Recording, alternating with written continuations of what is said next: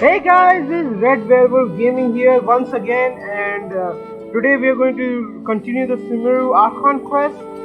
Again, just mentioning this again, RedWerewolfGaming is just a temporary name I'm picking right now. Soon I will come up with a new name, perhaps next month, and then I'll change it. I'll put it in a video, okay? Anyway, let's begin. So last time we met Kali and we had, well, many things happened. Just watch the previous video if you want to know. But yeah, and our talk with we had our talks with Tenari and everything. It was pretty fun in my book. Okay. Yeah. Okay, I'll just lower the volume a bit for me. Oh wait, no. Hold on. Let me just. Yes, that's better. Okay. Okay, now then, map. Again, I'm just saying this once more. I haven't really played that much on my computer, so I'm not really that good. By the way, I've been going around locking a few waypoints, as you can see, since my last video. I've been doing some things. And I found these two, by the way. I haven't really gone up against them. I'll probably go against them in a future video. But for now, let's go to Sumeru. I went to Sumeru, but I only unlocked the checkpoints. I didn't check much of the city. So I'm very excited to see what Sumeru has to offer still. Since I haven't really checked much of the city, I just went there, activated the teleport waypoints, and then got out. I didn't explore anything. So it's all good. And I really like this. I mean, all of this. Hold on. What's that? No, wrong one. Okay. Oh, by the way, we got Zhongli last time, as you all can remember from the previous video. I'm really excited to have him. It's too bad I couldn't save up for Tenari, but still, I'm really happy. Oh, no. Let's see, guide. Okay. Okay, then let's get... Am I missing something or I have to check that out? Okay, let's get going, shall we?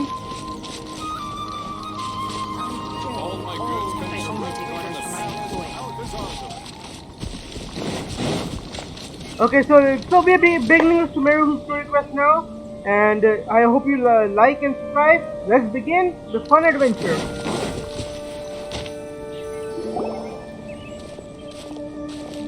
Okay.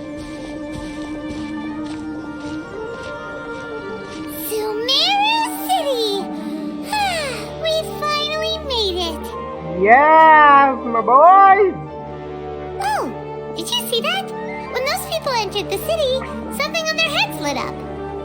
Is it the Akashic Terminal? One moment, please, you two. It appears this is your first time visiting Sumeru City. Yep. Oh, yeah, that's right. But how did you know that? Because there's currently no information on either of you in the Akasha. Okay, so we're going to be introduced to Akasha now. But no need to worry, that won't prevent you from entering the city.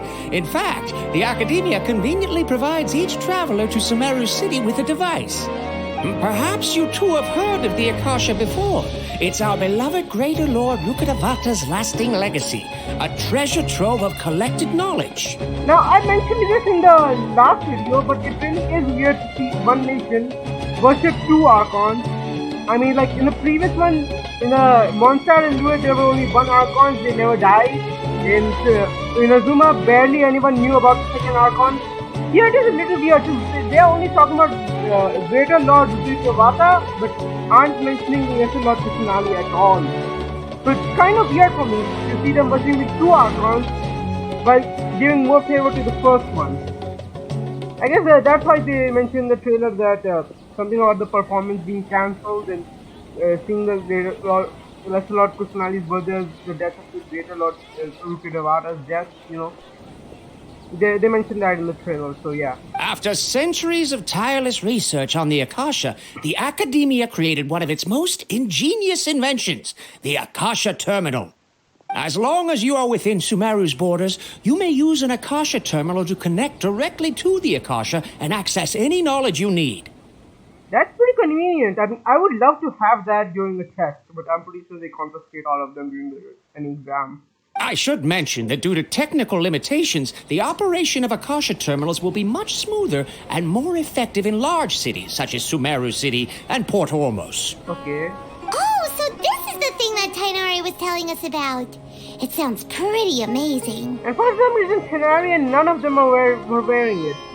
Despite, is it because they were like in a smaller region? Like they just mentioned that it is more effective in larger regions like Sumeru City or that port, whatever it is. You two are quite fortunate. Until recently, it was standard practice to only issue Akasha terminals to outlanders who spent an extended amount of time in Sumeru. However, this policy was recently changed, and now all travelers are issued one upon arrival.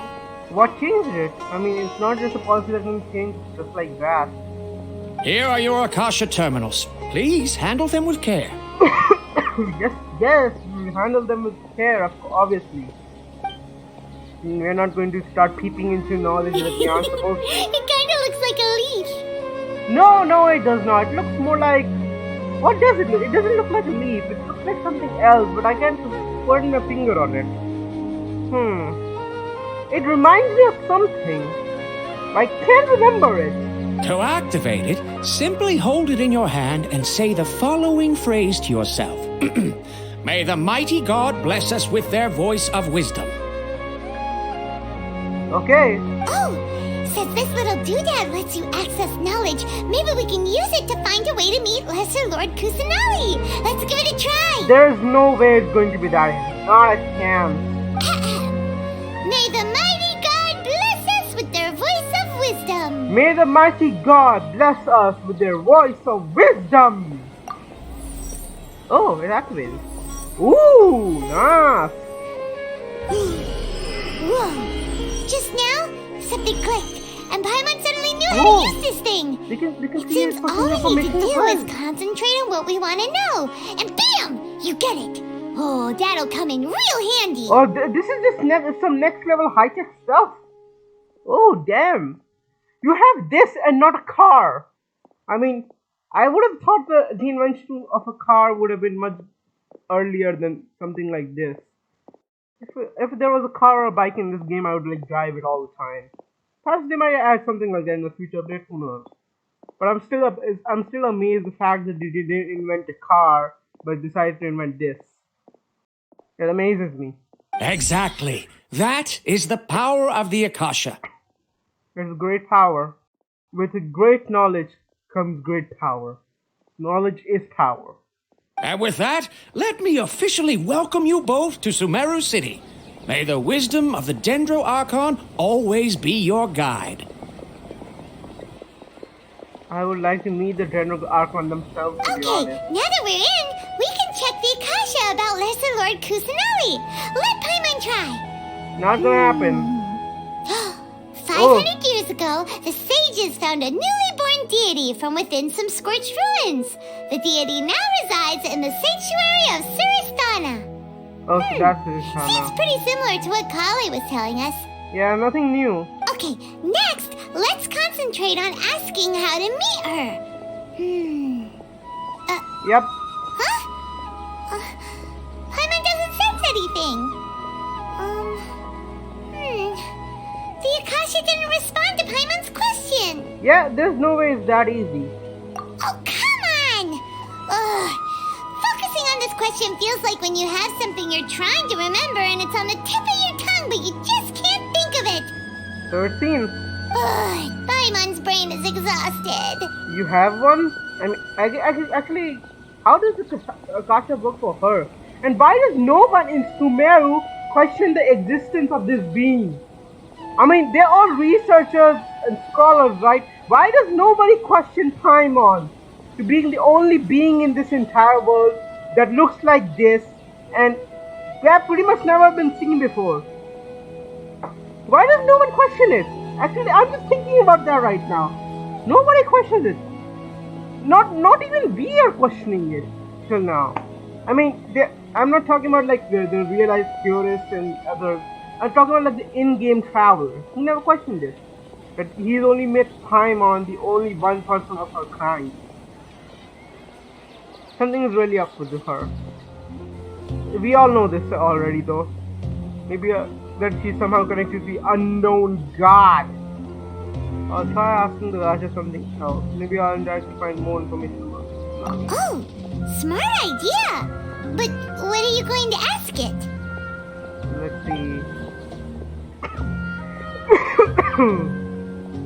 Think why doesn't the Akasha answer my question? Think less Lord Krishna. Think greater Lord Gukidevata.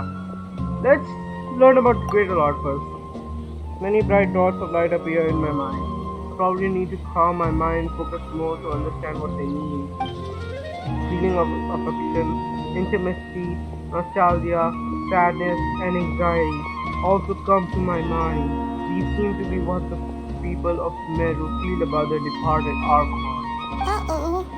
Paimon's getting all teary-eyed all of a sudden. It feels like the people of Sumeru really miss their Archon. I'm starting to feel bad for the current one then. Okay, let's think about Lesser Lord Khan. Somehow it's going to sink onto my mind for a moment. But there wasn't really anything that I didn't already know. Okay. You too? Well, glad it's not just Paimon. Okay, let's go for the last question. Think, why doesn't the Akasha answer my question?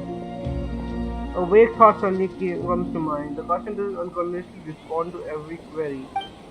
Also, even if the same query is requested by multiple people, the Akasha still imparts knowledge based on each person's identity, age, experience, and other demographics. Okay. Could it be because we're Outlanders and we've only just arrived in Sumeru? You know, maybe we're not qualified to receive an answer to this sort of question or something. Yeah, that's pretty much it. Well, seems no matter which way we try, we can't find anything that'll lead us to Lesser Lord Kusanali. Guess our only choice now is to try meeting with the researcher that Tainari recommended. He's from Sumeru and even has a position in the academia. Maybe he'll be able to access more info from the Akasha. Then let's go. Where is this man? Let's see. Tainari wrote an address on the letter's envelope. Oh, there he is. It's not far from the city's gate. No, he's just here. Let's head over and have a look. Hopefully he's at home. Yes, we must document everything. Hello, are you Rohawi? Okay. Yes, that's me. Can I help you? We were sent by Tainari. Great! You see, Tainari sent us here and... What? Tainari? Okay. Not a reaction I was expecting. What's going on? Please, there's no need to say anything, really. Sure, I admit that the article I published last month wasn't my best work, and maybe the data didn't produce the most convincing results, but... Is this another Timaeus? Like how Timaeus always disappoints Albedo. Like, is this another Timaeus? We're not here to discuss the academias. I think you misunderstood us. We're not here to discuss academics. We are here to discuss your Archon. Here! This is a letter from Tainari! Oh, let me see. Oh, ooh, what a relief. You two nearly scared the life out of me. So you two just have some questions for me? Timaeus 2.0. Seems even Tainari acknowledges my innate ability for procuring information. So, what is it you two would like to know? Definitely Timaeus 2.0. At least this guy has knowledge beyond others. And is not a beginner like Timaeus. So I guess Timaeus 2.0 is well suited for this guy. So what is it you two would like to know? We want to meet with Lesser Lord Kusanali. Do you know a way we can do that? Just straight up and ask a person such a question. Great. You mean you want to meet the Dendro Archon herself? This isn't exactly my area of expertise, but let me see what I can find in the Akasha. It won't respond. Yep. Sorry, the Akasha didn't respond to my query. What? You too? But what about your abilities for getting information and all that? Paimon was sure you'd be able to access more info than we did. We're talking about a god, Paimon. Don't blame the poor guy. Well, as I said, this isn't my area of expertise. I am but a lowly researcher, so the Akasha doesn't see a need for me to know more about the Dendro Archon. So it seems. All I know is that ever since Lesser Lord Kusanali returned to Sumeru, she's never left the Sanctuary of Sorasthana or made a public appearance. Are you sure about that? If I remember in the Golden Apple Arc event, she did came to me. Huh. Didn't expect her to be such a mysterious figure. And yet still a little child. The Dendro Archon is somewhat of a recluse. Perhaps she just doesn't want to entertain visitors, which would explain the lack of information in the Akasha. I don't know about that. She seemed pretty cheerful and curious when I met her. Well, met her voice on. I saw her voice on. Sorry, I'm rambling too much. Aw, but then what can we do? No need to worry just yet. I'm only hypothesizing here. You could certainly try asking around and see if anyone else has ideas. And besides, that's all we you can two do. should consider the bright side of things. Not being able to see Lesser Lord Kusanali may not be a bad thing. How? In this world, there will always be information you cannot obtain from the Akasha and things you can never accomplish. Knowing when to yield is a form of wisdom. I don't think this guy knows how to heal. Take me, for example. It's a miracle if my brain cells can spit out one paper every 3 years. But Tainari? That guy can publish 3 papers in just a single year. Okay, let's not compare you, like an NPC to an actual playable character, okay? That's completely unfair. It's the same as comparing Timaeus to Albedo. I'm obsessed with Timaeus at this point, just because of seeing how this guy acts. With Canary. Okay, thanks for your advice. Don't mention it. If you two ever want information about things like who's been promoted within the academia or relations between the 6 great sages, come find me. So you're the relationship kind of guy. You just spout relationships of other people for your own benefit. Ah, a love stalker. So by areas of expertise, you mean this kind of stuff? Hey, come on. This is a survival skill at the academia. Why? To spill out everyone's secrets and make an enemy out of all of them? We have known how that ends. I mean, if you watch Classroom of the Elite, which is an anime I'm really fond of, and have even read the light novels, you can know, like, doing such things isn't going to get you anywhere. Oh, Paimon's expectations were pretty low, but this is so low, it's like digging holes in the dirt. Your expectation didn't sound so low to me, Paimon. So what do we do now? Even if we want to talk to someone, we don't know anybody here. There's still one other person we know. Huh? Who is it? Like who? Add as... Okay. Yeah, good choice. I have to command travel. Good choice. Add Asta Abaca. Oh, you're right! Catherine! The Adventurers Guild has its own intel network. Let's hurry and find her. Everything. Anything else you'd like to ask about? About the... Let's just see. Sage is the highest rank for an academia researcher. Since the institution's founding, each of the 6 great sages represent the finest mind and leader of their respective darshan. Okay. One grand sage is chosen from among the 6 sages to serve as the head of the academia. The current one is Sage Azar of the Rotawahist Darshan. Okay. Since ancient times, the sages have contributed immensely to Sumeru. The widespread usage of the Akasha is thanks to their hard work. Great. Anything else you'd like to ask about? About the relationship between the sages. I just knew you'd be curious about that. I mean, yeah, sure. Although I'm the 6 curious. darshans conduct research in different disciplines, their sages frequently interact with one another when managing academia affairs. Okay. In the Immorta, our leader is Sage Nafis. His temper is legendary. Okay, so what else We for this researchers are terrified of him, and even the Grand Sage gives him some leeway. guy? Okay. Be careful of this dude and beat his ass if you need it. Right. He hasn't shown his face lately, though. Rumor has it that he's currently involved with some major project. Thankfully, he's been so busy that I was able to publish a paper. Wait. Like, The project they will try to recruit Tanai for? Anything else you'd like to ask about? No, goodbye. See ya. Take a page out of my book and learn to look on the bright side of things.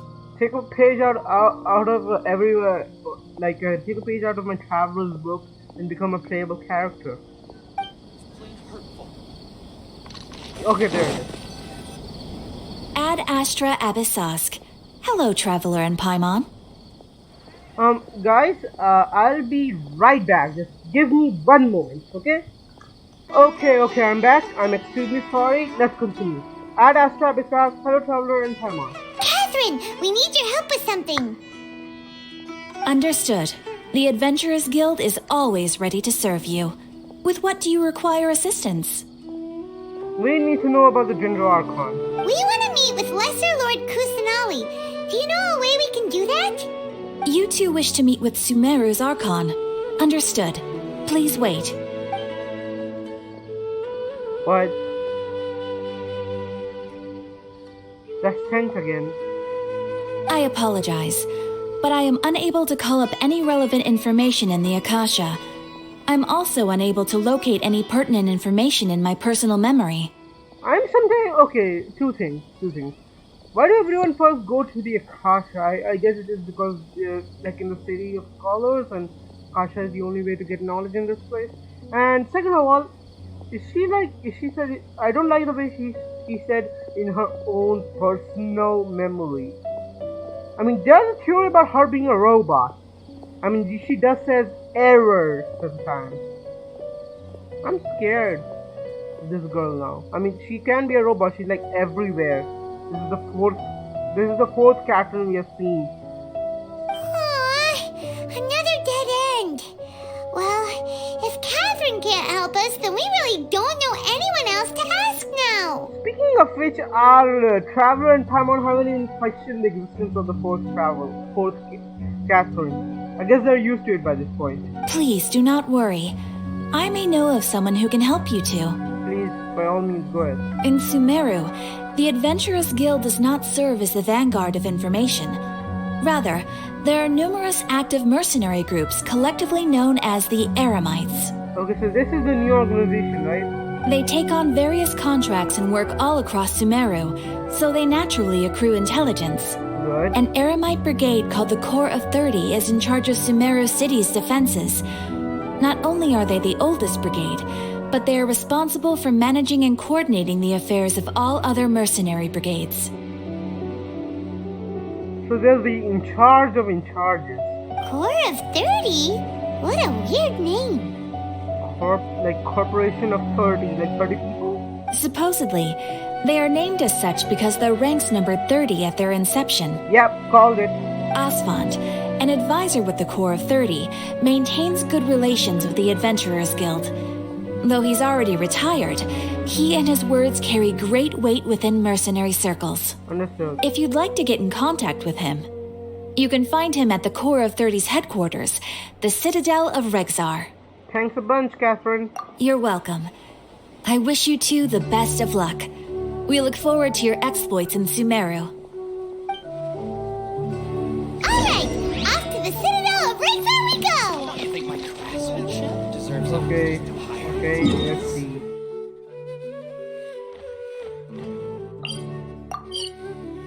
I think I already marked this checkpoint, so it's all good. Yeah. Oh yeah, it was when I came on top of the tree. Like I said, I already marked some of these checkpoints. worthless.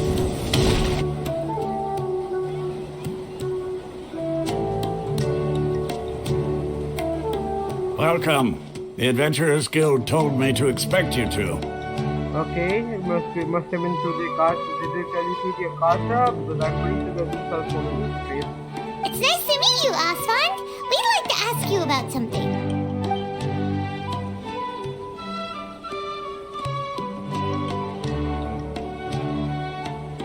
I see. So, Catherine's the one who sent you this way. Of course, I mean, you said the Adventurers Guild, so who else can it be? Ha! It's true that the Eremites' network is vast, but even I can't help you meet the Dendro Archon. Wait, seriously? that's it? I mean, I never expected anything. Like, look at the guy. He's not a playable character. So obviously I wasn't expecting shit. Afraid so. The Eremites aren't terribly religious, so we don't know much about divinities. Respect. As far as the Akasha goes, we can access even less than you. We originally came from the desert. The gods there died off long ago. Since right? those days, we've used our own two hands. I'll to be right carve back. out I'll be right a back. Give living. me a moment. We Give me a don't moment. beg gods for. Really sorry about that. I just got like a phone call. I'm really sorry. Let's just see. What did I miss? When we came from the desert, the gods there died off long ago. Since those days, we used our own two hands to carve out a living. We don't beg God for their aid. Okay. It isn't just us, though. If you ask me, I think most in Sumeru aren't interested in Lesser Lord Kusanali. Yeah, that figured that. Oh? Why's that? Just take the Academia, for example. They're the ones who truly rule Sumeru.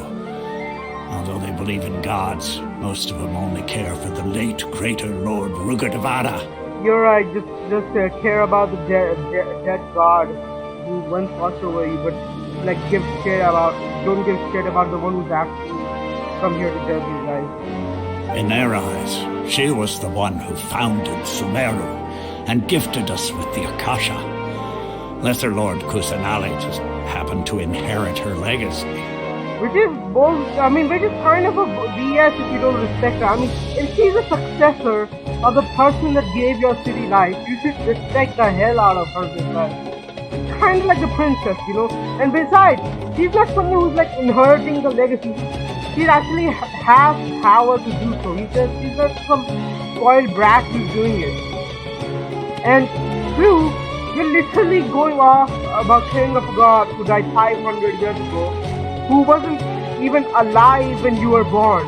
And you're not caring about the god which is actually alive when you were born. That's kind of fucked up, to be honest. That's kind of fucked up. I mean, it happens. I can say that there are few things in real life that are similar to this, but still, it doesn't change the fact it's fucked up. Because of the Academia's influence, most citizens are more familiar with Greater Lord Rugadavada and hold her in greater esteem. Yeah, but by all the conversations throughout this entire quest, I figured that much out already. Not to mention that Lesser Lord Kusanali never makes an appearance, and the Academia never announces anything about her. As far as the people of Sumeru are concerned, she's just a god that exists. And that's all. Yeah. Really? Aw. After hearing all of that, Paimon sort of feels bad for Lesser Lord Kusanali. Especially since she's just a child. But I mean, she's technically not a child by human standards, but a child by God standards. But who knows? We're all just guessing when it comes down to it. Besides, I'm sure the God of Wisdom doesn't worry about her reputation among people like us. Well, you may never know. I mean, she's a child of All right. child needs Well, love. thanks for the info, Osfond. No problem. Always happy to help out the Adventurers Guild. After leaving this question several seconds from now. Seems Osfond was right about most people's attitudes here. But what happened? Didn't know shit? Not only are they not interested in the Dendro Archon, they even say stuff like, if the Akasha doesn't think I should know, then I don't need to know about it. Wow! It's a blind trust, yeah. That's the thing about the scholars, they don't give you any reason to believe in them, then you shouldn't. For all I'm concerned, I haven't heard a single reason that these guys have to give to the people of Sumeru to follow them. Not a single one. They're only doing it with the legacy of the Greater Lord Rugadavada. We've been asking for information non-stop ever since we got to Sumeru. But the harder we try, the more helpless everything seems. I guess we just have to wait till we meet a playable character. Isn't there at least one person in this entire city who cares about Lesser Lord Kusanali? Oh, you two are interested in Lesser Lord Kusanali? Huh? Are you a Who are playable you? character? I don't have a remember seeing you. From the sound of it, you two are Outlanders who recently arrived here. You've been asking around for information on Lesser Lord Kusanali, right? And NPC, okay, she's not a playable character, but I think she can help. I mean, by the suspenseful things they did, I'm pretty sure this can be useful. Oh, I'm sorry. I forgot to introduce myself. Diane, I'm Dunyarzad, one of Lesser Lord Kusanali's faithful followers. okay, great to know you're one of her followers, but how do you pronounce that? Dunyarzad? Dunyarzad? I can't pronounce your name, I'm sorry. I'm gonna call you just girly, yeah, just follower. I'll call you follower. Whoa, really? Then do you know how we Faithful can meet with follower. her? Faithful girl follower. I don't know, I'll just call you her, she, and whatever. I'm afraid I can't help you with that. But your conversation earlier did happen to remind me of a legend about the Dendro Archon. Can you tell us about the legend? Sure. It goes like this. Long, long ago, there was a man who heard a prophecy. It predicted that a great calamity was about to befall him. Okay. Panicked by what he heard, the man sought out the Dendro Archon in hopes that she would bless him with the wisdom to help him escape his predicament. The man journeyed across deserts and through rainforests and experienced tribulations of every kind. However, he still couldn't find any trace of the Dendro Archon. In despair, he thought, alas, the Archon has abandoned me. He then had no choice but to sorrowfully resign to his fate. Okay, and then what happened? And then Okay. the calamity came. But to his own surprise, the man felt somehow emboldened by the trials of his journey. By relying on his own strength, he managed to overcome the adversity. At that moment, a bird perched upon his shoulder. This bird was, in fact, an avatar of the Dendro Archon. She said, A bird. Golden apple archivent. I'm nothing more than a bird. She said that. "O Archon Seeker, do you now understand? She and her wisdom have long been found by you.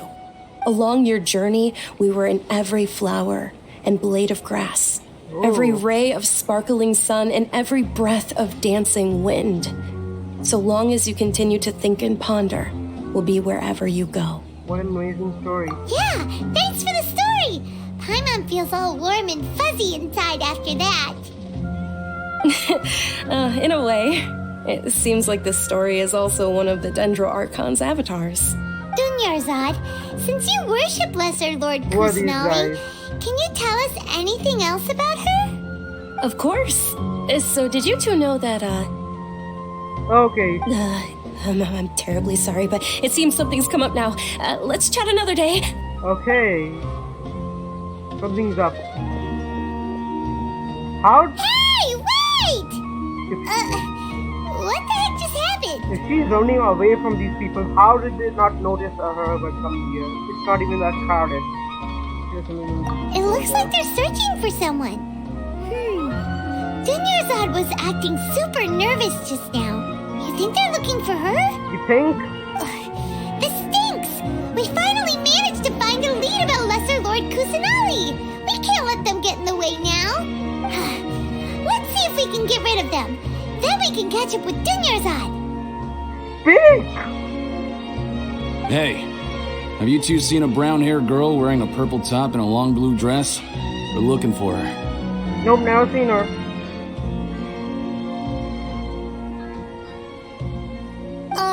Did she have bandages wrapped around her wrists? Yes, that's her. Did you see which direction she went? She went behind you. I don't know. Yeah, she went that way. There better be a false direction, Paimon. Quick, after her!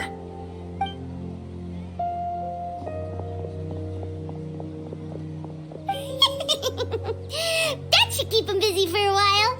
Let's hurry and find Dunyarzad. Paimon actually does have a brain, confirmed.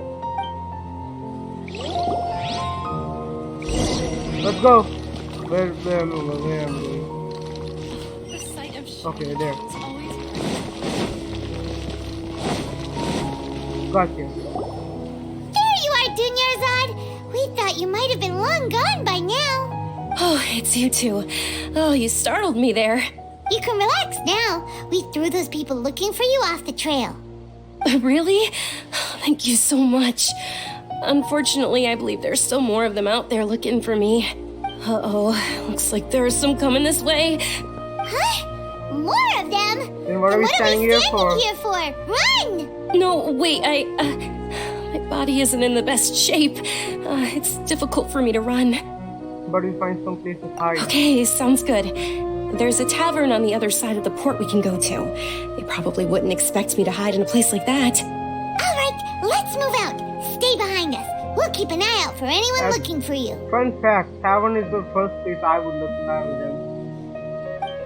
I mean, out of all the places you can hide, everyone in whatever show I watch, anime show I watch, they always go to a tavern. So yeah. Okay.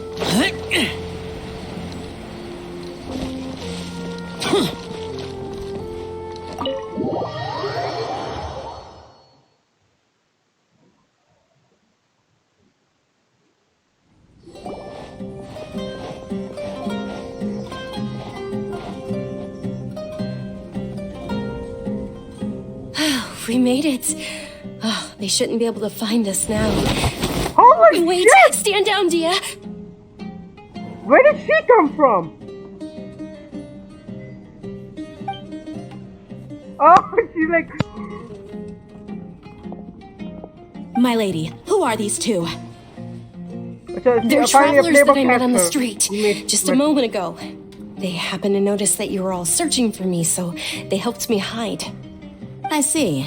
Wait, In that she's with case, them? you two should scram. There's nothing here for you. Nah, I ain't taking BS from anyone in this city. Wait a sec. Who the heck are you? And why are you shooing us away? You tell them! I'm Miss Dunyarzad's bodyguard, here to see that she returns home safe and sound. So that girl is running away from her own bodyguard. I do not like the sound of that. My lady, let's get going. You've been gone for so long that your parents are worrying themselves sick. And if I refuse to go with you? It'd be easier for the both of us if you cooperated. But if you insist on not going, then I'll have to carry you like a sack of potatoes. Hey! Dunyarzad already said she doesn't want to go back. Why are you still pushing her? No, I'm all about giving BS to that girl, but still, this is a matter we should stay out of until you're called upon. Like, there's physical violence, I think we should stay out until then. Stay out of this. You don't understand the situation. Clearly we don't. Sorry, my lady. Even though I'm your bodyguard, your parents are my employers. I have to answer to them. How much? Ooh. Wait, what? How much more do I have to pay you to become your employer? So you never listen to my parents ever again. Double? A triple? Give me some time and I'll get that much.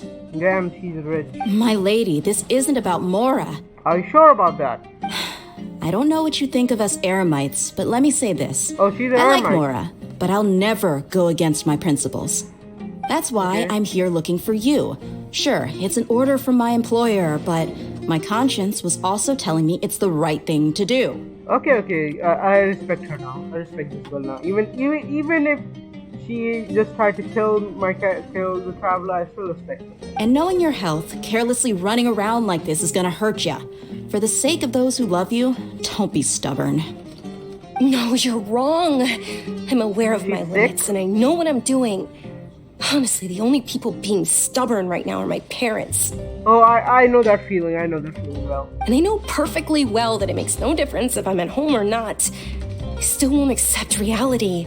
Okay, what the hell's going on? And every time I bring this up, they just change the subject. Dia, you've been living with us a long time already. This should be old news to you. It's new news to me. Dia, I know it hasn't been easy for Mother and Father, and I'm grateful for everything they've done for me. But there's someone else in this world I'm also grateful to. Ooh, another love. Is it like a love thing or something? Like a love affair? I do not know. Because she saved me. Okay. The love I have for her is the same I have for my parents. Okay, a lesbian thing? Brother, or is it like a sister relationship? This is my life and my last chance. So I want to do something meaningful. My lady, are you sure what you're doing now is meaningful? Yes, I'm sure. At least, it is to me. Okay, that's the greatest motivation right there. If it is to you, you should do it. Fine, I won't ask you to return home anymore. Hey, what happened to your job? But let me make something very clear. I'm only doing this because I respect your determination, not because I agree with you. And what about your employer? Thank you, Dia. Sorry for being so rude just now. My nerves were acting up. And I even brought up your payment in such an offensive way. Don't worry about it, my lady. I did say that I like Mora. Besides, that's our next topic of conversation. Wait a minute, what happened to your principal? What happened to respecting your principal? Today's little excursion caused such a ruckus that every single bodyguard at the estate was deployed. It wouldn't be easy to hide things from your old man. Since this definitely won't be your last escapade, here's a little tip. You should at least make it look like your room and things are still in order when you leave. Also, you'll need someone to cover you for when you're out and about. Okay, so the principals have gone out the window. So, I'll let you hire me, my lady. Yep, they're all This gone way, out the window. everyone wins. As for the pay, let's say half of what your father pays me. We can settle the bill when we return to the estate. Okay, at least that's kind for her. She's not asking for more, she's asking for less. Okay, deal. Yay! Looks like they've reached an understanding. So it seems. Hold on. So it seems. Are you alright? I'm fine, really. I just feel a little tired now that things have calmed down. My lady, stop trying to look tough. We're already in a tavern, so let's rest up and grab some grub. I'm sorry Yep. for worrying you two. If you don't mind, I'd like for you to join us. Sure, after you rest up, we want to hear more about Lesser Lord Kusanali. Yep. Your only information source in the entire city, apparently.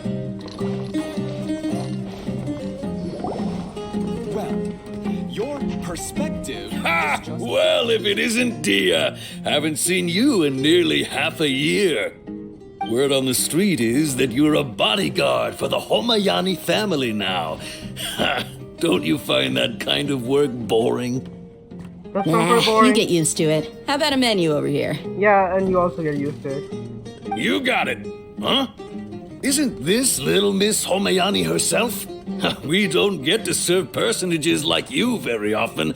We'll be sure to prepare our very best. Okay, never mind. Thank you, sir, but there's no need.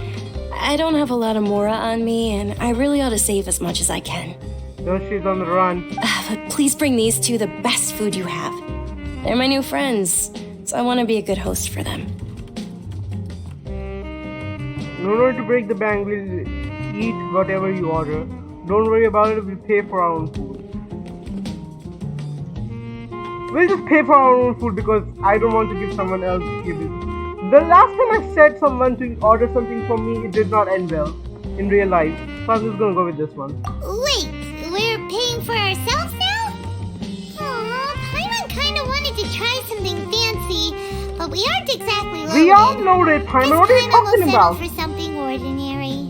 We are loaded, Paimon. What you talking about? How about our coconut charcoal cakes? They're our signature snack, and they run cheap. Look, other customers over there are eating some now. Okay, who are these NPCs then? They look kind of burnt and dry. Paimon will pass. Picky Paimon? Now that's the first. But you've cooked slimes before. Oh! Shot fired. What do you have against my slime dishes? Everything! Dunyarzad, we asked a lot of people when we first arrived, and almost nobody was interested in Lesser Lord Kusanali. So, what made you want to follow her?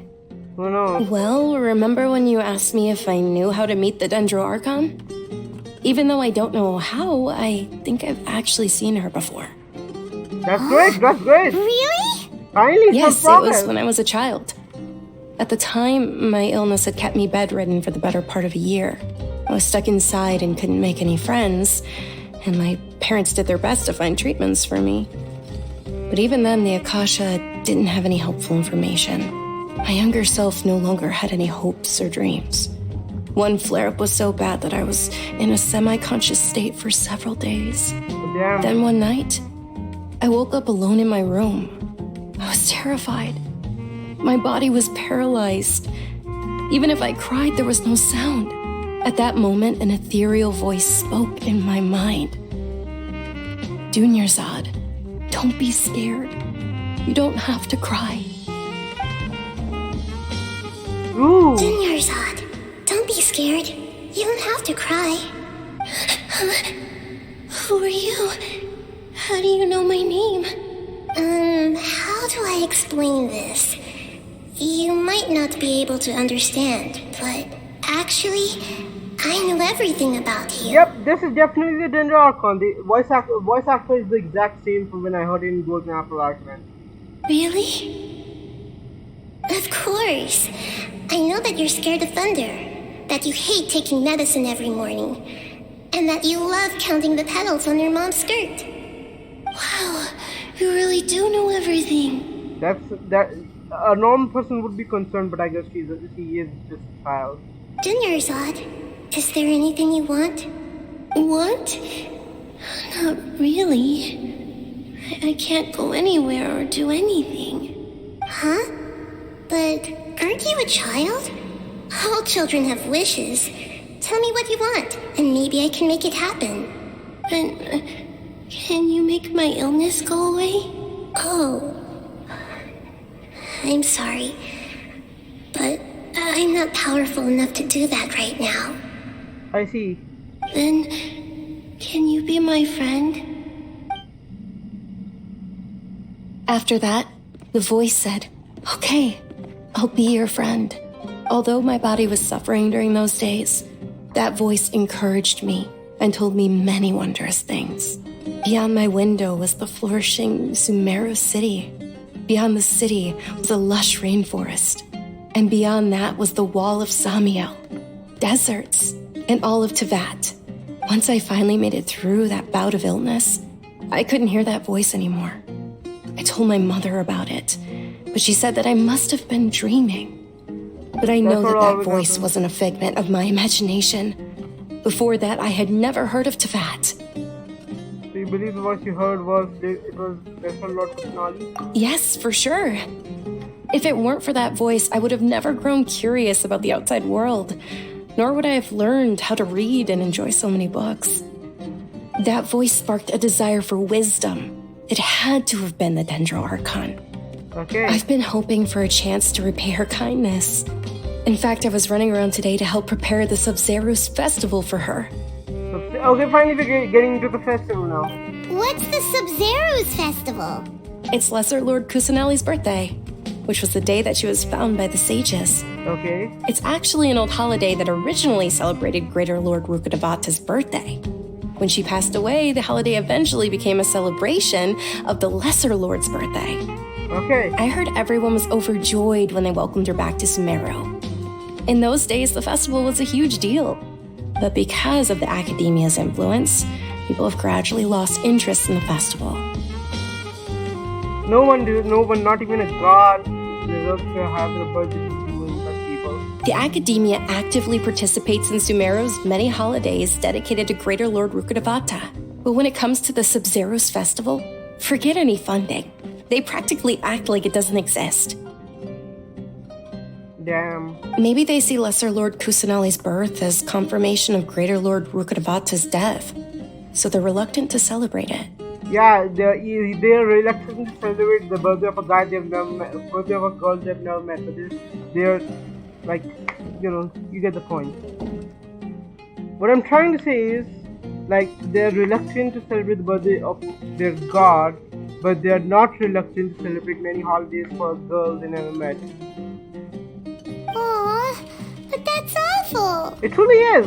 It is. It's absolutely terrible. Yep, it's fucked up. Sure, the Greater Lord founded Sumeru, but hasn't Lesser Lord Kusanali been the one quietly protecting us for the past few hundred years? 500 to be exact. Just remember that we're still out in public. Don't get too carried away now. I mean, What's they gonna do? We can just literally send them flying. I know if that they people come over attack by us. the Grand Bazaar still hold the Sub-Zeros Festival to this day. But I hadn't met any of them before, so I was never able to contribute. But recently, I made a friend there who also follows Lesser Lord Kusanali. Great, let's go there. We might actually find I gave her my find savings because I over there. want her to throw a wonderful festival this year. That's the least I could do for Lesser Lord Kusanali. Hold on, my lady, does this friend happen to be Nilu, the one who sends flowers to the estate? Is she one of the? Is she the one with the red hair? I can't remember. Yes, that's her. I saw her leaving the other day with a nervous look on her face. It seemed like she was hiding something in her arms. Did you give her something? Yes. Initially, I didn't have much Mora prepared, so I had Nilu sell one of my skirts. I've agreed with Nilu to meet up at the Grand Bazaar today and see how things are coming along. Dia, would you accompany me? Sure, that's quite the trip, though. I'll carry you. No, that would be too much, even for you. You might as well just accept the lift. If I let you walk, who knows how long it'll take us? And if anything happens to you, then I'd really never hear the end of it from your father. Can we also come along? But of course. Nilu will be thrilled to hear there are more people interested in Lesser Lord Kusanali.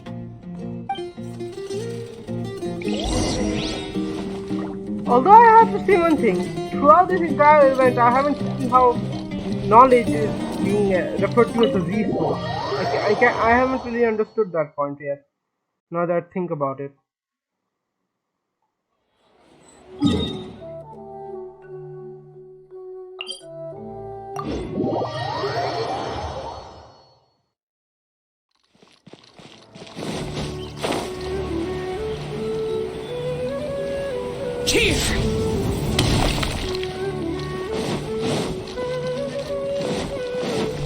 Okay, we are here. Ooh, nice. Grand Bazaar.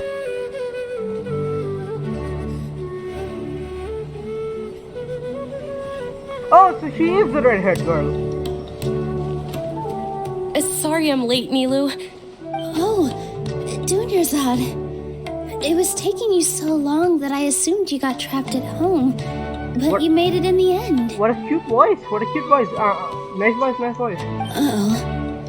But if Dia's here, that means you got caught, right? Not exactly. You could say that. She bribed her way out. But everything worked out. She's on our side now. Yeah, she tried to bribe her way out, but in the end, I don't know what, perhaps childhood friend thing? I don't know. Not completely.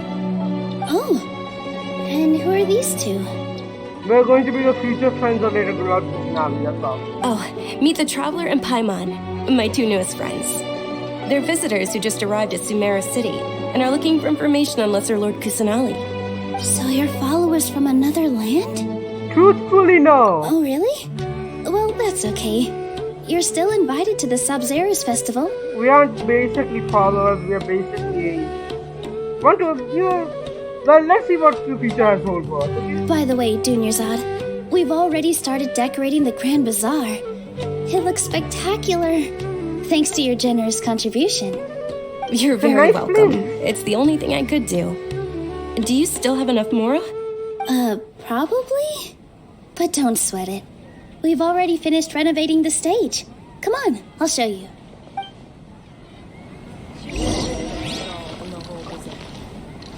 This place is nice. It's like inside that. Damn. Oh, is that the stage? I saw it in the trailer. We saw it in the trailer. Wow! This place is amazing! Not bad. Last time I was here, the stairs were full of holes. The stairs were nothing. A little while ago, we discovered that the tree above the stage had a huge chunk of bark ready to fall off. Mr. Zubair was worried sick. Oh, that would have been bad. We reported it to the academia many times, but they never sent anyone to deal with it. We didn't want anything bad happening, so we were going to cancel all the stage performances. Why didn't anyone come to handle it? Oh, probably because it was the theater asking. The academia looks down on performers like us. Oh. They probably think it would be best if the theater closed down completely. We can't let that happen, though. Not only would everyone involved in the theater go hungry, But then we wouldn't be able to hold the Sub-Zero's festival anymore. Oh damn, I love this soundtrack. Yeah, it's amazing. I'm gonna download it after this. Thank the Dendro Archon for Dunyarzad. But the more she gave us, we hired someone to patch up the tree, and we also gave the stage a much-needed makeover. Which is great. The stage is going to be even prettier when it's festival time. I can't wait for you to see it. And I can't wait to see you on the stage. You've been practicing so long already. It's almost time for your dream to become reality. It's our dream. I'll do my best for the two of us. Oh damn, I'm getting hyped with this music. This background music is hyping me up. Milu, what are you gonna be doing at the festival? She'll be dancing the dance of Sub-Zeros, the most important performance at the Sub-Zeros festival. Dunyarzad, have you told him the origin of this holiday? I only told them about the Greater Lord and Lesser Lord so far. Okay, then I'll tell you too about how this holiday came to be. Okay, so according to legend, the Sub-Zeros festival was originally the Goddess of Flowers' birthday celebration for the Greater Lord. Okay. A long, long time ago, on one of Greater Lord Rukkhadevata's birthdays, her friends threw her a celebratory banquet. Some of the gods got drunk. One started playing music, and the Greater Lord started singing, so the Goddess of Flowers began to dance. Okay, so they're different. Goddess of Wind, Goddess of Flower, they're different. As she danced upon the grass, countless beautiful parisaras began to bloom wherever she stepped. Those brilliant purple flowers became her dazzling stage. All the gods clamored, "Oh, if only time could stop at this very moment." If only time could stop. I think there's a god who could actually do that. That sounds somewhat bittersweet. Sounds like they had a great time. Huh? Really? Oh, you probably mean because all the gods in this story are no longer alive. Yep. Although they aren't around anymore, they're preserved in our tradition of dance. This outfit I'm wearing is apparently based on how the Goddess of Flowers looked. That is good, but I have to say, it's more bittersweet knowing that all of them fought over the power to the death. Though we're just tiny people compared to the divine, we still have to do our best to make sure that the birthday girl feels loved on her special day. That is very important. Yes. Milu, you of all people will definitely be able to convey our well wishes to the Dendro Archon. I also noticed that you went the extra mile and scattered parisaras around the stage. They symbolize the Goddess of Flowers, after all. It's just a shame that all the real parisaras went extinct after her death. Oh. Yeah. The Greater Lord brought forth parisaras in memory of the Goddess of Flowers. But she ultimately could never truly replicate that beautiful purple. Yep. Thinking about the Goddess of Flowers dance makes me wish I could have seen it. If my stage were anything like that, I'd be thrilled if I had just 2 real parisaras on the stage. So, Traveler and Paimon, what do you think? Interested in the Sub-Zero's festival? Will you two be coming?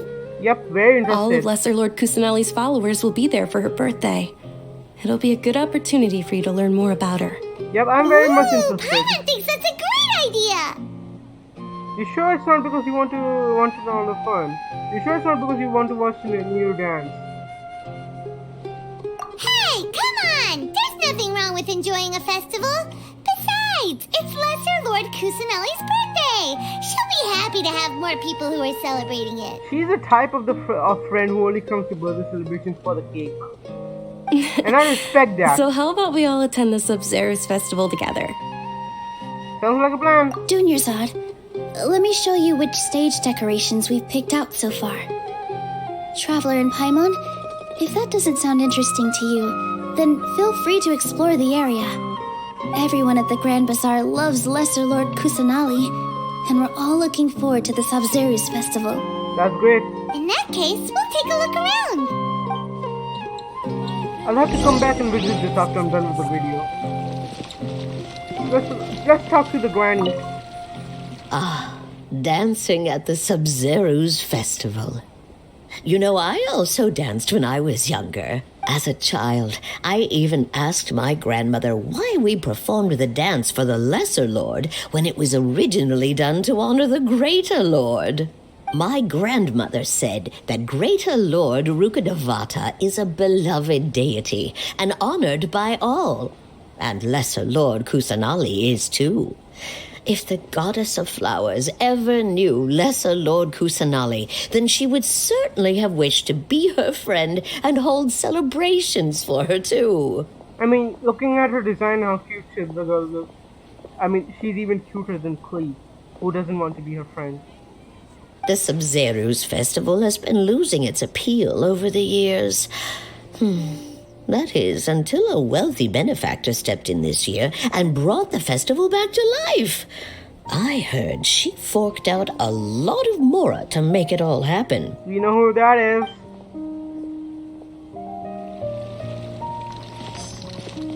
Okay, 105. Whoa! What's with your yellow hair? And why do your clothes look so funny? Are you an outlander? Finally, someone calls him out for his clothing. I mean, only Ayaka, I think, had done it out till now, but no one else had ever done that. Did you know that the Sub-Zero's festival is about to happen?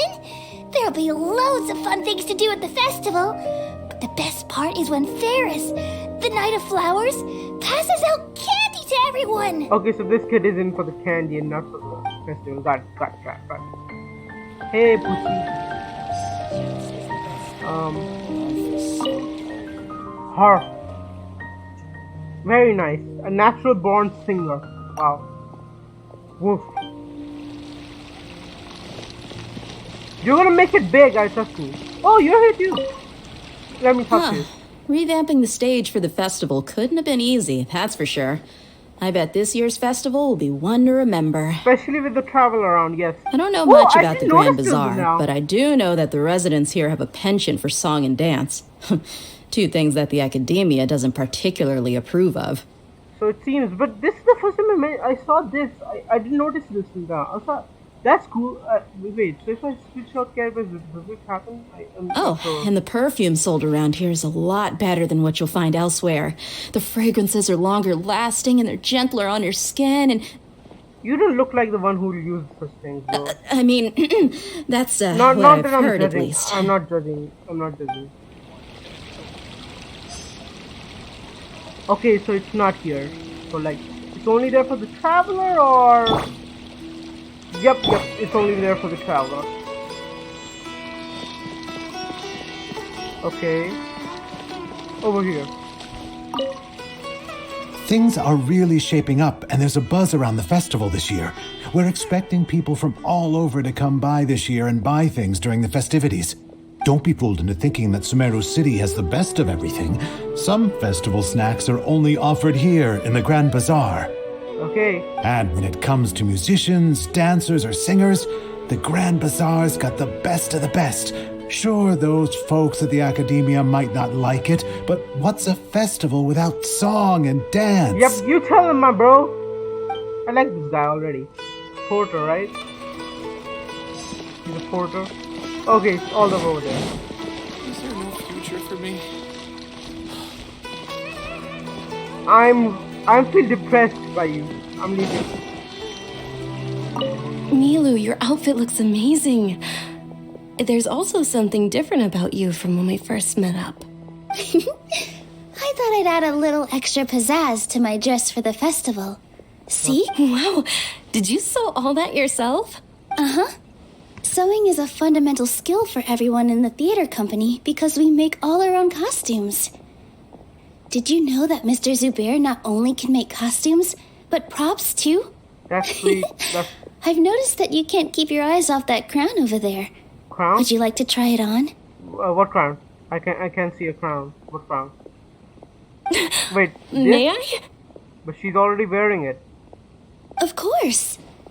The legends say that the goddess of flowers had beautiful horns on her head, so this crown was made to reflect that. Oh, this.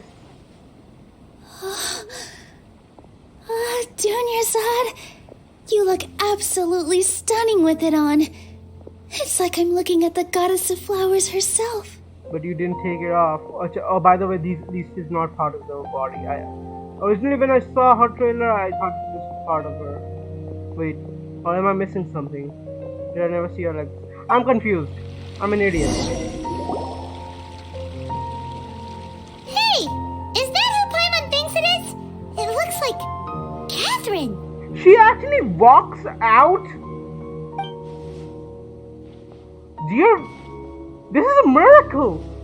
This is the first time in the history of Genshin Impact we've seen this girl actually walk out. Huh. Come to think of it, Paimon's only ever seen her behind the counter at the Adventurers Guild. This is the first time we've ever seen her taking a break. Yeah, no duh. Hey, Catherine. Oh, hey! It's the Traveler and Paimon! What's shaken? Ooh, her attitude actually is very different, and she remembers us even though we didn't introduce ourselves. Whoa, break time Catherine sure sounds a lot less formal than usual. Paimon was still waiting for her to say Ad Astra Abyssosque. Sure. Yep. Standing behind the counter at the Adventurers Guild doesn't require any complicated functions. Complicated functions, you say? But saying and doing the same old things over and over again can get pretty monotonous. Like watching the same Fontaine movie day after day. Okay, Fontaine has movies, that's one thing I have to remember. Second of all, favorite Catherine of the year. Out of all the 4 Catherines, this one is my favorite. But hands take down. you two, for example. You travel across Teyvat to enrich your lives and gain new experiences. And she knows about us for some reason, despite us meeting, like, what? Not even a day ago. Like, a few hours ago? Well, we enjoy traveling across Teyvat and all that, At but least we're for mainly these guys. looking for I mean, clues for me, about it's like his only sister. a second, only a few minutes. Yes, you should keep searching. Sometimes the answers we're looking for aren't necessarily at our intended destination. Instead, they're found along the way. Is this like Hoyo was trying to tell us that you play the entire game and you eventually, at one point, figure out everything. But for that, you need all the puzzle pieces from the story, from the journey you make. Like, yeah, they'll throw in hints here and there till you get the final points from all that. Huh. Haven't we heard someone say something pretty similar recently? Anyways, what brings you out here, Catherine? Are you also a fan of the Subsidiary Festival? No, not particularly. I guess you could say that I'm loving the recent atmosphere here. If festivals bring happiness to everyone, then that's where their true value lies. Yep. Oh, it looks like it's about time for me to be heading back now. They should really get like an assistant worker or a second manager for this girl, please. Someone to like take her ship. Alright, we'll see you next time at the Adventurers Guild. Oh, by the way, thanks for connecting us with the Eremites. We've already made some great friends in Sumeru City thanks to you. I'm sure you two will get along well with the people here. You've already been blessed by the element of Dendro after all. See you around. Well, not blessed. We basically take what we want.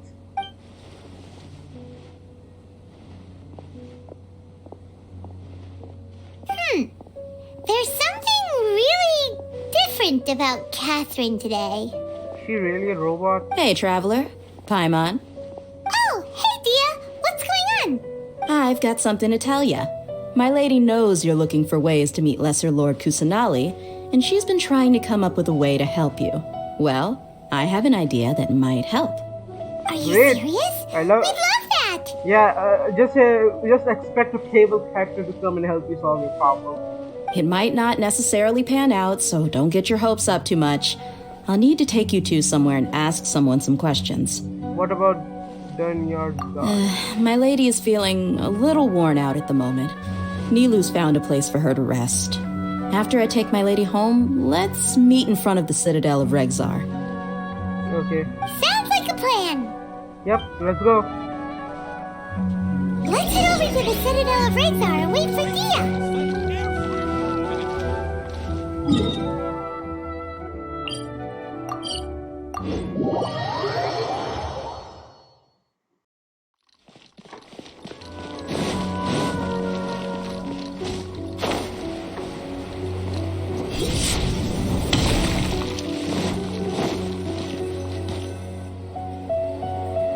we here. Sorry, I'm late. It took some convincing for the master and mistress to believe that Miss Dunyarzad was only sitting in the port for a while because she was in a bad mood. Anyway, I guess I should be thanking you. I haven't seen Miss Dunyarzad that happy in a long time. If it wasn't for you two, she probably would have been caught and dragged back much earlier. You sure sound a whole lot nicer than when we first met, Dia. Who would have thought you had such a soft spot for Dunyarzad? Wait a minute. It's called being a professional. I'm a bodyguard, and I work for whoever's paying. Oh my god. Look, Dia's blushing. There's going to be so many fan arts about this. So many. And most of all, there are going to be so many lesbian shippers out there. I'm actually very curious about one thing. Why are there so many lesbian and gay ships out there and not like actual straight ships? I do not understand that. I mean, whenever I go search on YouTube or on Google and about any kind of ship going on in Genshin Impact, I always see lesbian ships like how Aether and Zhao, or Aether and Zhongli, or Zhongli and Child. But I barely see any like just a boy-girl ship.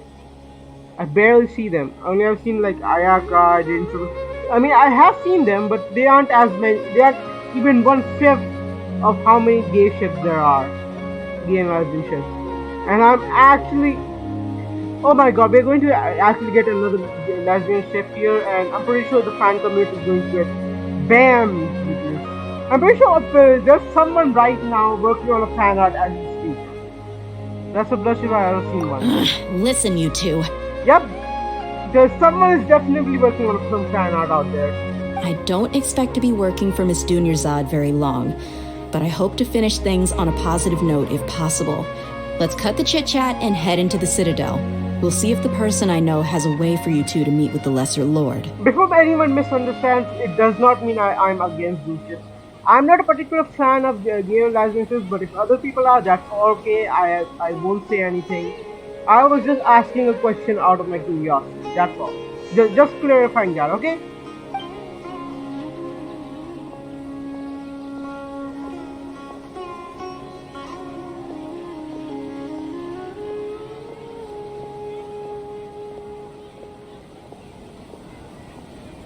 Oh, hey, Chief. Okay, we're back to the Chief.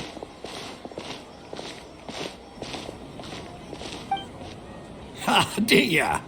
What are you doing here? And well, didn't expect to see you three together. I take it you all know each other already? Yep, we came to him before we met you. Mm-hmm. We met this morning after the Adventurers Guild pointed us to Ozfon for more info. No kidding. So, where's Ruksha? I thought I'd help these two out by asking about the theft. Anything you can tell him? Ruksha's gone over to the Academia. The Grand Sage recently ordered Sumeru City to begin bolstering its defenses, so people from all over have been called back to the city. What the hell? Since you've already mentioned the theft, I suppose I might as well tell them what we know. Appreciate it, Chief. Theft? Sorry, what the heck are you guys talking about? Well, someone's robbed something, that's obvious. Just recently, the Academia lost something, and there's a chance the item is connected with the Dendro Archon. This case might just somehow help you in meeting her. I suppose that's one way to look at it. But if you ask me, the case is more about the Academia than anything else. Let me fill you in. The Academia recently sent a convoy to pick up an important package from Aru village. Word got out, and the convoy was robbed on its way back. Okay. The Grand Sage took the whole matter very seriously. Not only did he dispatch the Matra, but also enlisted our help in the search for leads. All we know so far is that whatever was stolen is currently in Port Ormos. And how do you know, and why aren't you going over there to search for You it? two have heard of Port Ormos, haven't you? It's the largest commercial port in all of Sumeru. Yeah, I've heard You about can it. travel there by leaving Sumeru City and heading south along the river. The Academia's grip isn't long enough to reach all the way to Port Ormos, so the city's a little more laid back, meaning the population's also a mixed bag. You never know who you'll meet there. Apparently, Okay. what was lost has a great deal to do with the Akasha, knowledge, and even the gods. I'm afraid I don't have any other details for you, though. Is it like the divine knowledge capsule? If you're interested, maybe you could head to Port Ormos and ask around yourselves.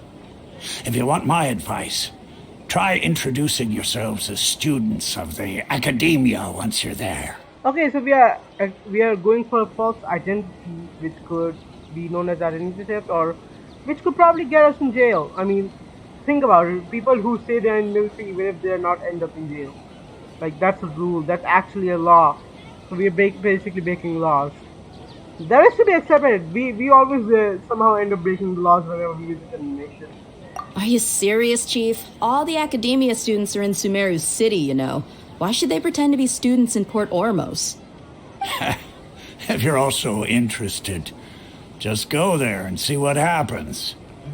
Count me out. I've got plenty of work to do here for the Homayani family. Okay. And take it from me, if you two really do decide to visit Port Ormos, you best watch your backs. Let's just say that the Eremites there aren't nearly as friendly as those here in Sumeru City. Noted. There are even some extremists who go around shouting slogans like, "Retake Sumeru for the Scarlet King." Word is that more and more are joining their movement. They're becoming a real headache for Chief and the others. Scarlet King? Is it like the king of the desert or something? You bet they are. The Scarlet King's been dead for thousands of years. Now they start spreading rumors of his return. Ridiculous. Hey, never judge a book by its cover. Those rumors can be true. Okay?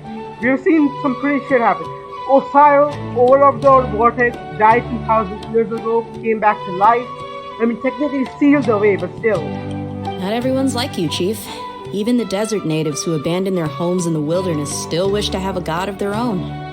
Yep. Well, Traveler, that's about all the information we have for Everyone you. needs faith in their life, in something. Thanks, Dia! And you too, Osfond! Since we've gathered all we could for the moment in Sumeru City, let's head to Port Ormos and see what we can find next. Miss Dunyarzad is looking forward to seeing you both at the Sub-Zero's festival, so be sure to get yourselves back here in time for that. Don't worry, we will. Good.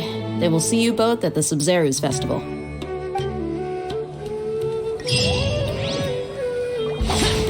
Oh, my bad. It's been a while since I visited the Citadel of Regzar. I'll catch up with Chief for a bit before I head back myself. He really did a lot for me in the past. Remember, to get to Port Ormos, just follow the river south from Sumeru City's port. Okay. Just be sure to take care of yourselves out there. We'll meet again at the Sub-Zero's festival. You two must really be something if you've got Dia the Flame Mane speaking on your behalf. The Corps of 30 isn't officially overseen by the Academia, but because we're hired mercs, there's still lots of sensitive intel that I can't reveal to you. In the end, when it comes down to it, the city's safety is both the Corps and Academia's top priority. Good to know. I've told you all I can about what was stolen from the Academia.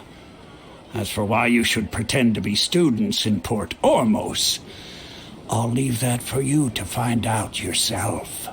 Why do people do this? Why do they just put riddles and everything? Huh? What's that? Wait, no, never mind. Oh, I can go to this quest now. In Port Ormos, there is a shop named Arthocrafts. One can hear many signs of fucking living. Okay, I'll go and visit that soon. Oh, wait.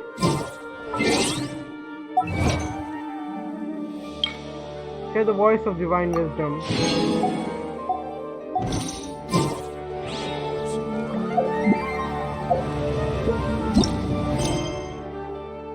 I really love this soundtrack. This is it, okay. God. I'll do that in some other video. For now, I'll just first go to... Wait. All the way over there. Crud.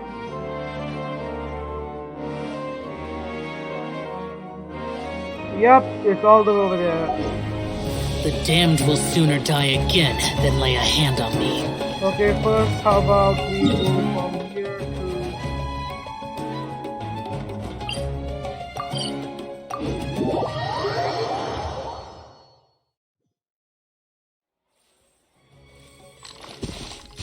Okay, okay, let's get into it. Sorry I had to leave so suddenly, but then... Okay, I've already been here once.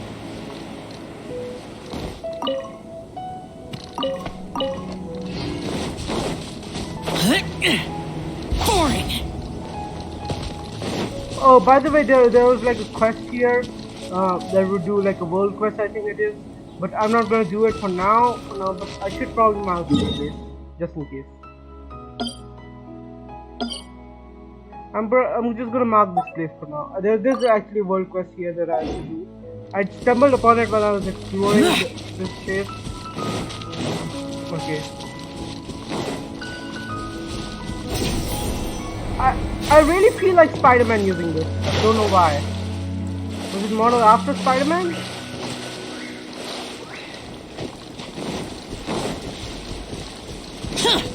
Wait a minute. Oh. Wait.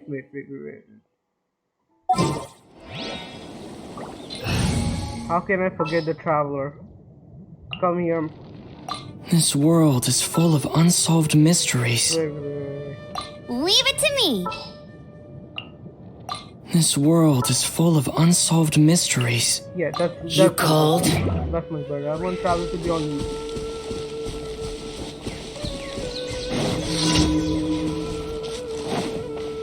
Oh, a Sealy.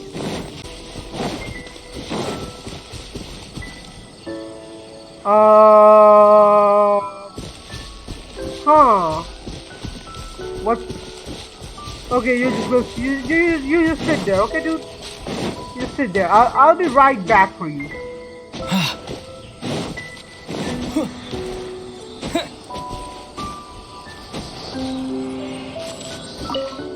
Wait a minute.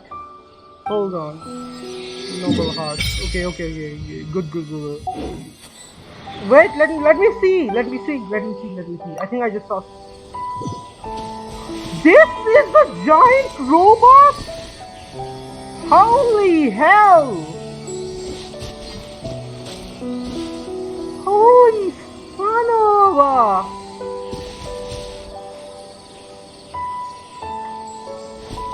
Dear God! What?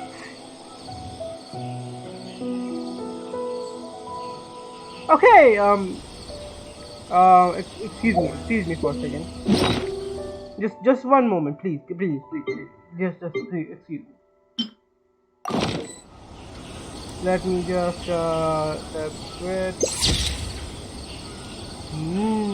Save. Game directory. Okay, that's good. Thanks. Let me put this back. Let me just put this back. Is there no waypoint here? That is the only waypoint nearby? Okay, no wait, I was over there first. Okay, so there's a waypoint up ahead. Got it. Oh, there, I can see it.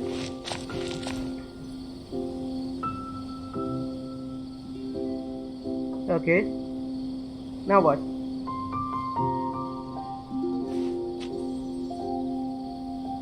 Come and have a good look yourself. Traditional spices of the highest quality, made with pride and experience.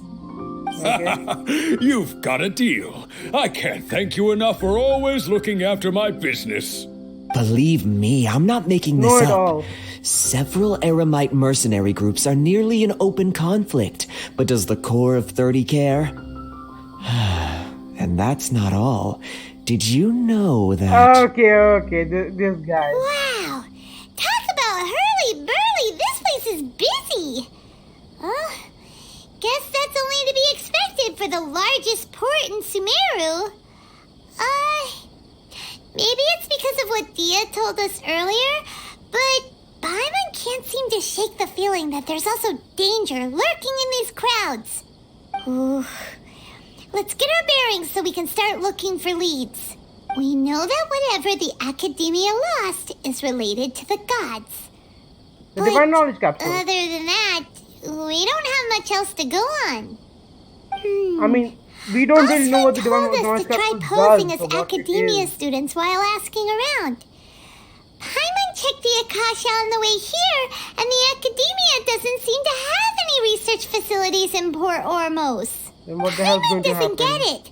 Won't we look even more suspicious going around saying we're Academia students and asking about the stolen item? Figure out could be crucial for the rest of figuring that out could be crucial for the rest of our investigation. You should figure that out before we go. Okay. Well, given all the people that come through here every day, if there's any information to be found, Paimon bets we could find it in the market. Right. Let's ask around and see what we come up with. Yeah, let's go ask the know-it-all guy. First. Finally. Okay. Welcome.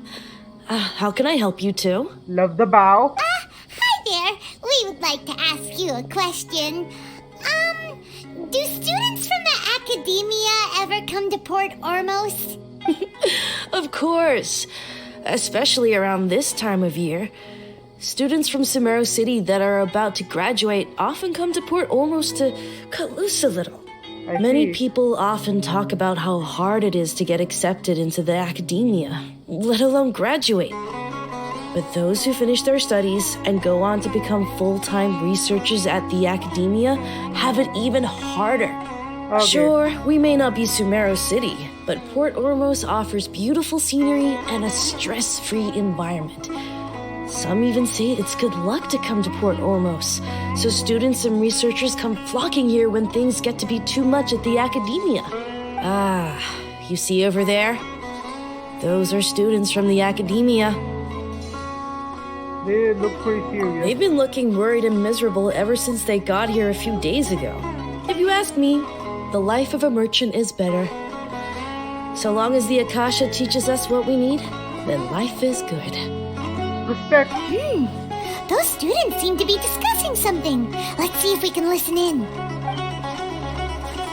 Is anyone really going to believe if we go on and say that they're Academia students? I mean, look at them. They have a uniform and everything. Out of all my commissions, It's no good. I've tried asking around, but I haven't been able to learn anything useful.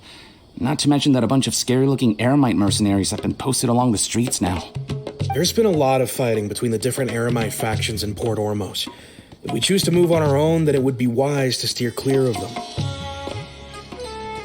Especially the group that's constantly shouting some stuff about the Scarlet King and some resurrection. I've even heard that the Citadel of Regzar is starting to get fed up with them. What was that group called again? Ein something or other? They're called Ein El Akhmar.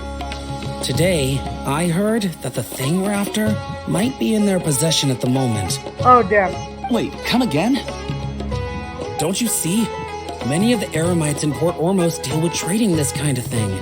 They're usually pretty wary of outsiders, but not so with students of the Academia. It's because the kind of goods that students are looking for aren't the kind of goods that Eremites are after. As long as they know you're a student, then deals can be made. I've heard that Ein El Hakmar likes to set up shop at the Jafar Tavern. Supposedly, if you're willing to part with 500,000 Mora, they'll give you info on anything. Wait, did you say 500,000? If information alone costs that much, then how could we ever afford to buy what we're looking for? I guess we might as well give up on trying to graduate this way. I see, so is this how knowledge is managed and restored? I wouldn't worry too much. Our field of research is very niche. Who else could possibly be after that kind of shady knowledge? I bet it's practically worthless to anyone aside from us. Well, I guess that makes sense. Then the only thing left for us now is to find a way in. Why don't we all just pool our money together and pay for the information? Whoa! Did you hear that? A niche field of research? And shady knowledge? It all sounds pretty suspicious to Paimon. Is knowledge something people just buy and sell like that? It is managed as a resource now. Whatever was stolen from the Academia was also related to knowledge. So, what's your plan? Let's go to the ground. Let's try talking to one of their enemies. Wait! Didn't you hear what they just said? Buying information is going to cost us 500,000 mora! Have you lost your mind? I won't let them off easy if it turns out to be a scam. Oh, alright. Paimon never thought she'd agree to parting with that kind of mora. But if you know what you're doing, then we should give it a shot. Hey, wait.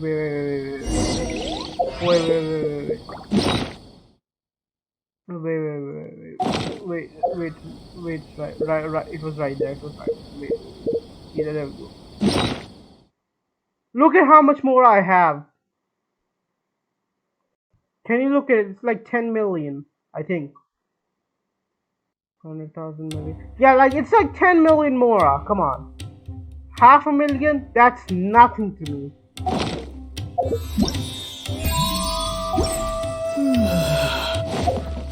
Oh shit, I'm pressing the wrong button.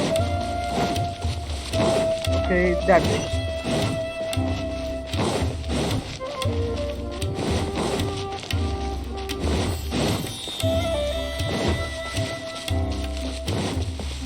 This is a very long Archon quest. And this is just Act 1. Holy shit.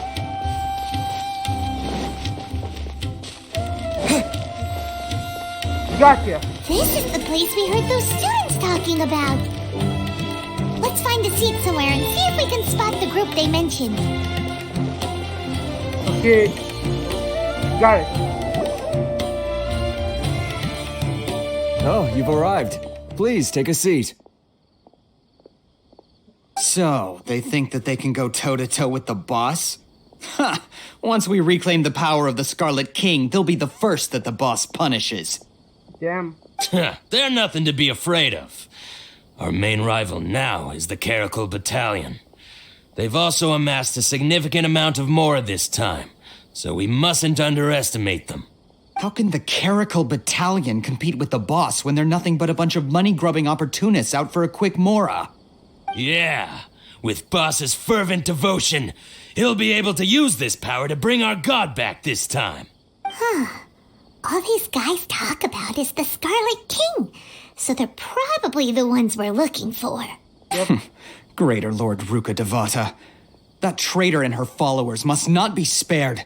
The day will come when the Scarlet King exacts vengeance on Sumeru, and all of them shall be punished. A traitor? Yeah, Paimon was wondering what they meant too. We should ask about that if we get the chance later. Why does it have to be? Okay then. Nice music. Who are you? What do you want? Student from Academia. A student? What's a student from Sumeru City doing in Port Ormos? Some info about something. Ah, well, if it's info you want, you've come to the right place. The question is, can you afford it? Paimon can't stand to see so much more ago. Sorry, There's Paimon. no other choice right now. Here, this is the merchant's address. Whatever you're looking for, you'll find it there. Well, what are you waiting for? Okay then. I just have one more question. Oh, that's right. We heard you mention the Scarlet King just now. We're actually interested to know more because, because we're archaeology students.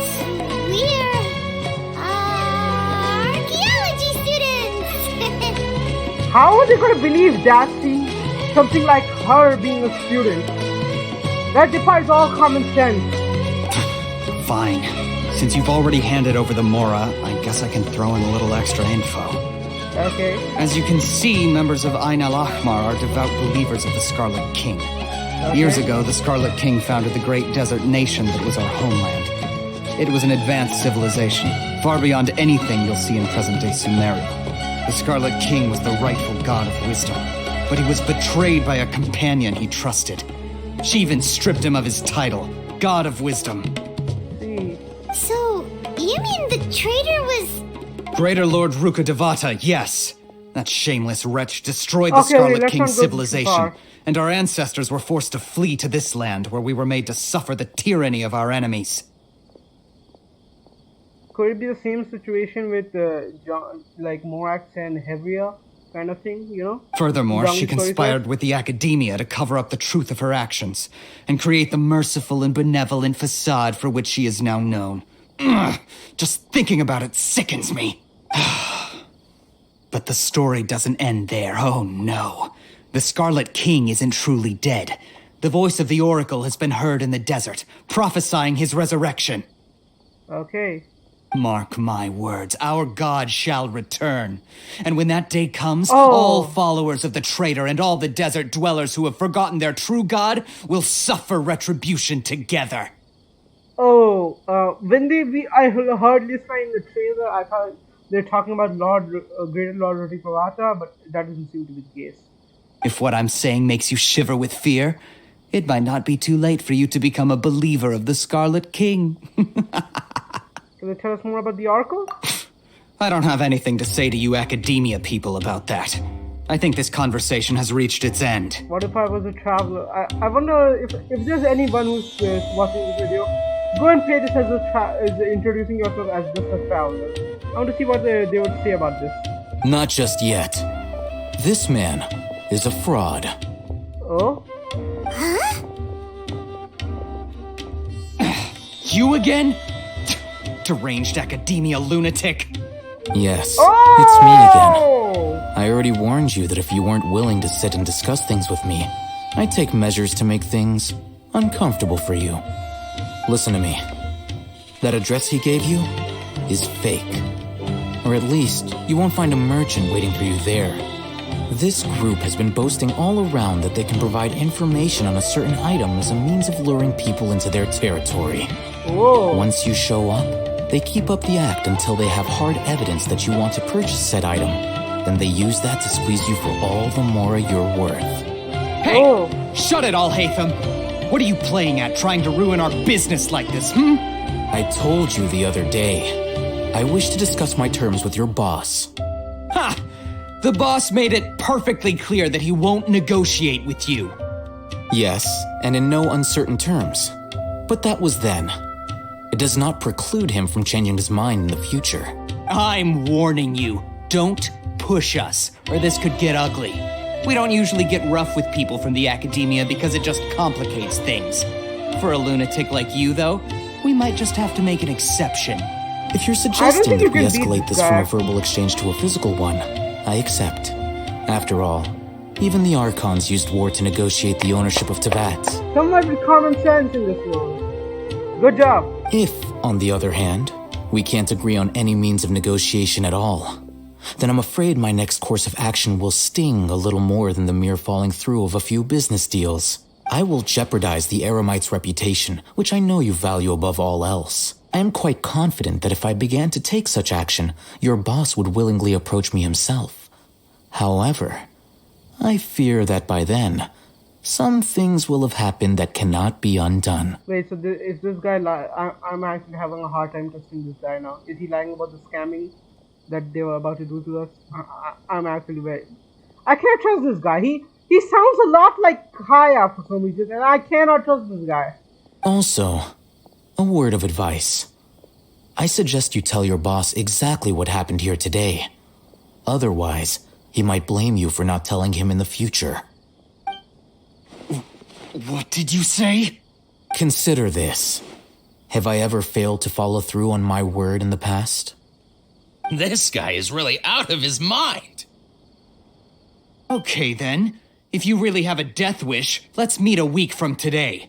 The pier in front of the Pharos Lighthouse, 4 o'clock in the afternoon, sharp. Don't expect us to hold back. Okay. Not so fast. First, you return the 500,000 mora to them. Okay. Okay, so it was a scam, okay. Please, I beg you, don't provoke them. We can't afford any trouble with this crowd. They haven't even paid for their food yet. Ah, Mr. Iman. There appears to be fewer staff in the restaurant recently. This wouldn't happen to be because they're all busy spreading the word to the students, would it? What? Someone who chooses to do business with a group like that really can't afford to get so flustered the instant someone confronts them about it. Consider the meal compensation for our silence. I'd say you're getting an excellent deal. Whoa, did you see that? He not only got us our Mora back, but set the Emirites running too! He is capable but not trustworthy. He's like the type of guy who do good after stabbing you in the back. Like using you as a pawn to do good. He's that type of guy.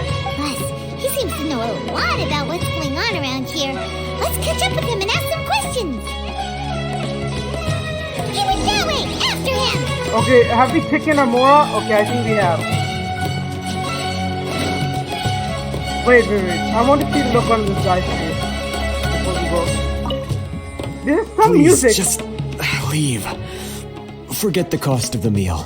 Just, pretend nothing happened today. Understood. Shipping schedule? This is some music in the background, I have to say. Oh, it stopped. The music stopped. Wait up! It's Al-Haytham, right? How do you pronounce that? Al-Haytham. Al-Haytham. Al-Haytham. Al-Haytham. I think that's how you do it, right? What do you want? Thank you for your help back there. No need for thanks. My goal was to get to them, and you two gave me just the opportunity I needed. We're even. Oh, I advise you to keep your distance from them. Since they weren't able to make off with your Mora in the end, they might harass you again in the future. All right. Goodbye. Hold your horses! We still have something He to has a ask you about! dendrovision. Huh. Is that a dendrovision? I did not notice that. I did not know he's dendro. So I have something to ask you about. Since you tore through their scam right in front of them, you must know the real story about certain something, no? Who exactly are you two? And why are you inquiring about that? I'm a student from the academia. A student. Right. Look, you should know that those thugs conducting business with you had nothing to do with your lie. I know a thing or two about swordplay. Huh? Oh, yeah!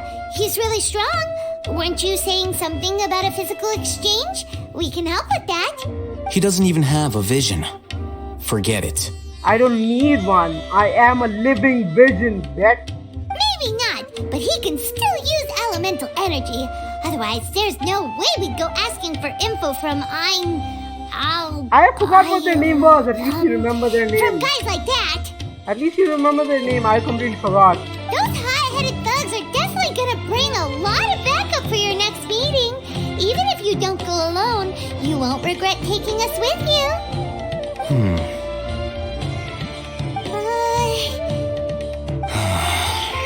All right, I accept. Got a pen and paper? If you're searching for someone who sells that kind of merchandise, I'll give you one of their addresses, and you can try your luck. Is it the person I'm thinking of, that girl who does that? Who is shown in the trailer? Dory. I think Dory was her name. We'll reconvene at the appointed time by the pier. It doesn't matter if you show up or not. So, since you were happy to give us this merchant's information, does that mean you can tell us exactly what we're after? You were willing to part with 500,000 Mora for something and you didn't even know what it was? Yep, you're an idiot. Okay. Well, if you truly are as skilled as you claim, then you can beat the answer out of them when they become hostile. Look, if you've been making inquiries, then you have to know something by now. Tell me what you know so far, so I don't waste time repeating information. We know it's connected to the academia somehow, and that not only do the Eremites deal in it, but some students want to get a hold of it too. What else? Some kind of knowledge? You know almost everything there is to know, but you're unable to compile this information because you've never seen the object before. This is what you've been looking for. Holy shit, you just have it? Why would you drop a bomb? Huh? Paimon can't tell what it is. It looks like some kind of ornament. This is a knowledge capsule. To put it simply, it's a vessel that can store a fixed quantity of canned knowledge. It's like a miniature Akasha. Oh, okay. Anyone who links it to their personal Akasha terminal instantly becomes privy to its contents. Anyone? Correct. Anyone. Unlike the Akasha, which heavily regulates who can access what information, knowledge capsules confer their contents without any requisites.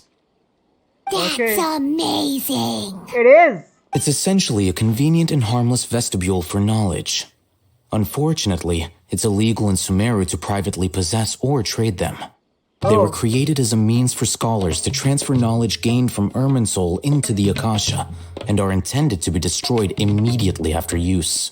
But despite strict regulations, some of these knowledge capsules will always escape destruction. After all, there will always be those in this world who are dissatisfied with life as designed for them by the Akasha and wish to change their fate. Yep, that Over is the obvious. past century, a wide variety of canned knowledge has been leaked from the academia. Now, in Port Ormos, the valuable ones are a means to Mora for the Eremites. Meanwhile, those which the Eremites deem to be useless to them occasionally prove useful to the common citizens and hapless academia students. Well, I think that about sums it up. I heard there has been a lawsuit recently. It like it's knowledge capsule. Oh, Yes. so that's your true objective. Learn more about it. With our current arrangement, I don't believe I can offer an answer. Perhaps you can negotiate further? You're still resolved. Fine. Let's talk somewhere with fewer people. Nice music, nice soundtrack. Well, there certainly are less people here. Let's continue our conversation here. If you wish to learn more about the knowledge capsule that the Academia lost, then you must help me with something. What is it? I need you to find someone named Dory, a traveling merchant. Okay. Unlike the peddlers who hawk inferior knowledge capsules, she often has quality goods in stock. Some say that as long as there is profit to be made, there is nothing she won't dare to sell. Okay, so She's it is guarded Dory. against people from the Academia because most of her wares don't comply with Academia regulations. I think she blacklisted me. I met with her informant, but it soon became clear that they had no intention of letting me get any further.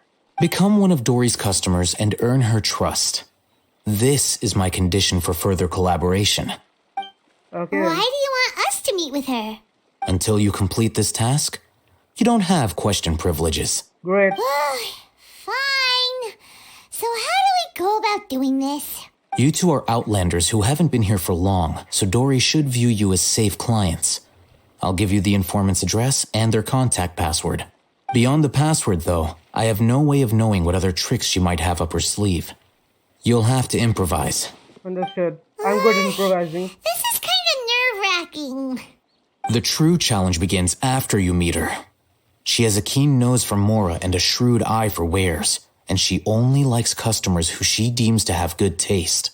I'll prepare some funds for you. Buy her highest quality wares and earn her approval. But we only just saw a knowledge capsule for the first time. We don't know how to tell which ones are good and which ones are bad. Is that something we can learn quickly? That's true. Yeah. Have you two heard of elemental sight? Oh, yes, I can use it. Oh, that's a surprise. Guess I'll have to hold you in higher regard. Anyway, that ability should resolve your issue. Okay, teach us, Sensei. Here are 2 knowledge capsules. Tell me, can you detect any difference in their quality?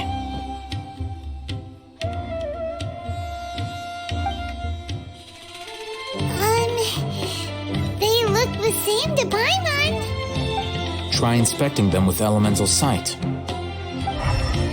This one is brighter. How'd it go? Did you see anything? Rumor has it that higher quality knowledge capsules generally appear brighter when viewed through elemental sight. That's because knowledge originates from Irminsul, the root of Dendro power itself.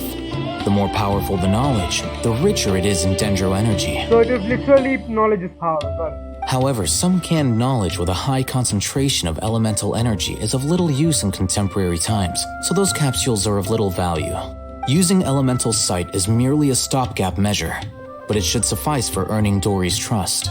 Understood, sir. That sounds pretty impressive.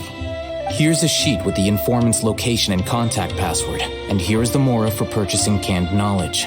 Don't be cheap. You'll need to spend to catch Dory's eye. If there's any mora left over, just keep it. Okay, I'm gonna do it. And be sure to exercise some caution. There have been Matra present in Port Ormos lately. Your efforts will be for naught if they catch you.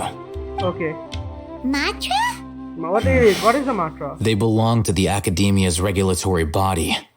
They also handle cases of illegal canned knowledge transactions. Like I said, the Academia has banned both their trade and possession. Then why the hell do you have it? The Matra are razor sharp. I mean, you're from the You're Academia, in for nothing right? good if they lock their sights onto you. If you two want to back out, now's the time. I'm willing to take that risk. Okay, then we have a deal.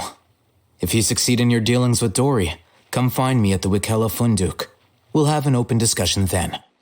Something tells me I'm gonna succeed. Looking at what Al Haytham wrote, Dory's informant is a traitor near Old Ormos. It's right over there. Let's follow these instructions and try to get in contact with him. Oh, wait. Hello. What are you two looking to buy? You want to buy some raw Hera fruits. You want to buy some unripe Hera fruits. What a unique palate. We have unripe Hara fruits, but we usually keep them in the back. I'll have someone escort you. Following the paper got us past the first round. Ronak, these two want to buy unripe Hara fruits. Show them to the warehouse. Got it. You two, please follow me. Okay. You two have a fascinating fashion sense. We haven't seen a customer wearing a Sumeru rose for quite some time. Hold on.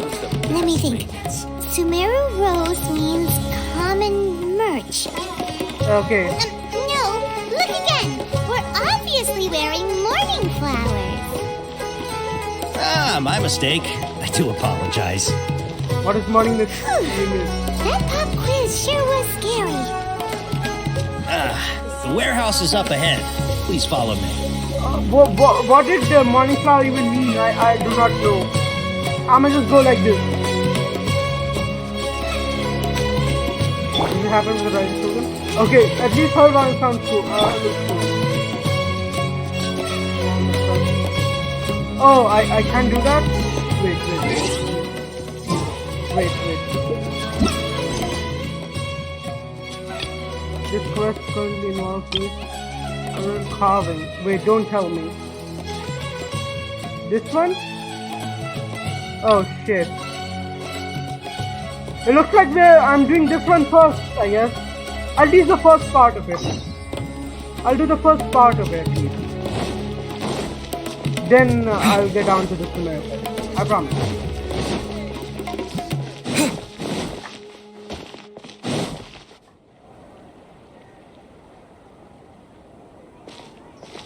Okay. Port Ormos is pretty great. There's so many new and interesting things, not to mention all the tasty food. Sumeru's largest commercial port sure lives up to its name. Look at all the merchants, and everyone seems excited just to be here. Not everyone, I'm sure. Not one is quite as excited as Paimon. How did things end up like this? All thanks to your artistic license. That's how. I should have made you wait until we got an update from Tanja.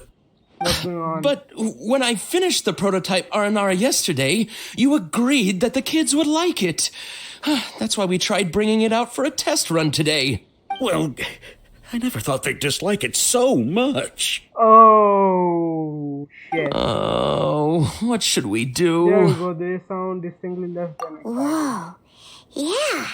Compared to everyone else, they seem really down in the dumps. Let's go find out what's going on. Yep. Hey there.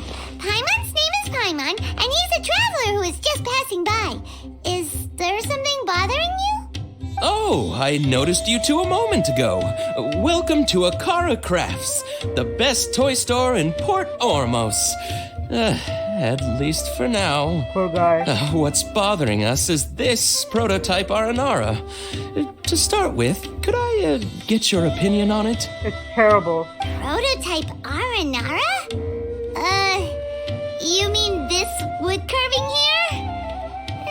It looks like a mushroom monster to Paimon. But it doesn't look very happy. Oh, there we have it. The verdict is in. What a headache. Yep.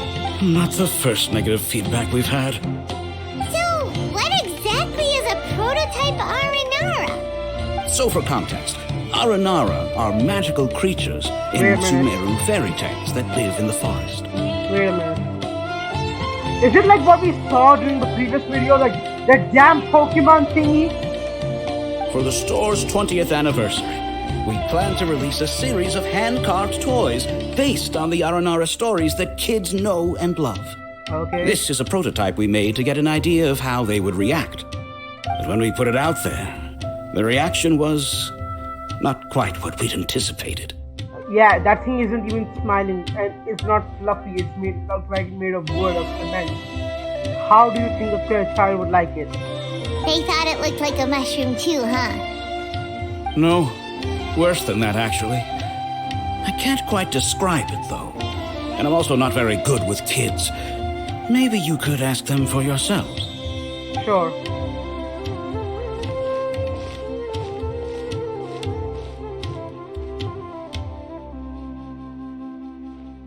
This is not an Aranara. No way. I've read Uncle Tanja's Aranara and the Ill Little Fungus. It says that Aranara are supposed to be chubby and squishy. The carving looks nothing like that. Yep, see, it's not made of soft materials. Toys do look better when they're round and chubby. Uncle Tonder said in Aranara's vow that you can deceive the eyes, but you can't deceive the heart. This carving makes me feel lost and confused inside. I don't think the creator put his heart into it at all. It's nothing like an Aranara. No, it's just that he can dream, and you kids can. That's the difference. Ooh, didn't put his heart into it, huh? Oh, sounds like one of those things that's easier said than understood. Kassid and Alia didn't like this carving, but I think it's okay. It doesn't look too happy, so it's kind of pitiful in a cute way. Oh, a positive review! Yeah, so I would totally ask my dad to get it for me, if it wasn't meant to be an Aranara. Oh, well, that took a sudden turn for the worse. Great. We asked the children for their opinions. Oh, how did it go? Has it maybe, grown on them at all? I'm starting to understand how you feel. Oh, this is such a shame. Why isn't Tanger back from Gandharvaville yet? Oh, the kids kept mentioning an Uncle Tanger too. Who is he exactly? Uncle Tanger is a famous children's author here in Port Ormos. He wrote quite a few stories in the past, but none of them were popular among children. Just like our prototype Aranara. But around a year or so ago, he suddenly had a eureka moment or something, and suddenly the children loved every one of his stories. That's right. My little Ghaffari loves his stories too. The whole reason we decided to make these carvings was because we saw just how popular the Aranara are among children. We asked Tanja for guidance. Right after he agreed, he went off to Gandharvaville with his son to look for inspiration. Guys, hold on a minute. They haven't returned yet. Hold on a minute, okay, guys?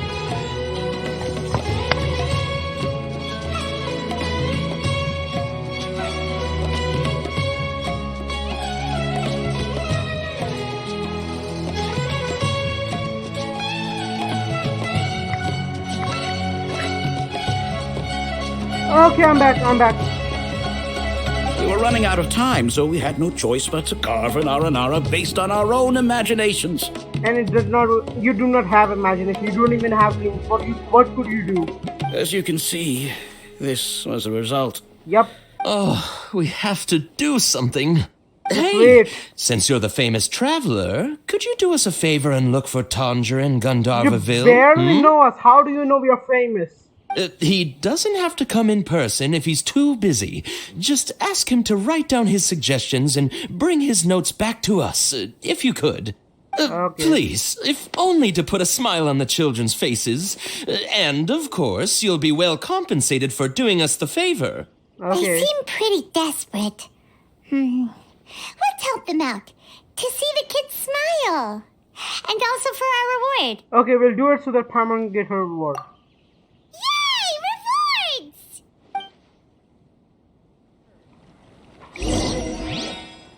Now hold on.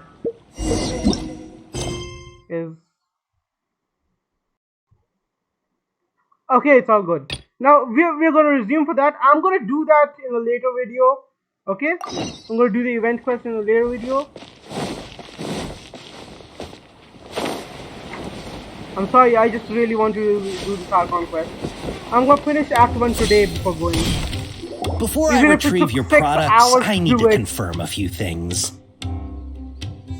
Please forgive me, but we may not have sufficient stock for you today. Earlier, many of our hara fruits were taken by mice. Congratulations to you. Thanks. If better goods come in, you'll be the first to know. Trust increased, got it. You look like you have some skill. Why don't I pick out some fruits that'll make you dizzy? No, that's not it. The paper said that heat stroke is the answer to erudition. Eating something that causes heat stroke sounds horrifying. Oh, shit. I'm sorry. But as things currently stand, we won't be able to fulfill your order. Why don't you two think things over? I should have read the paper. He's cautious of us. Let's take a closer look at the paper that Al-Haytham gave us.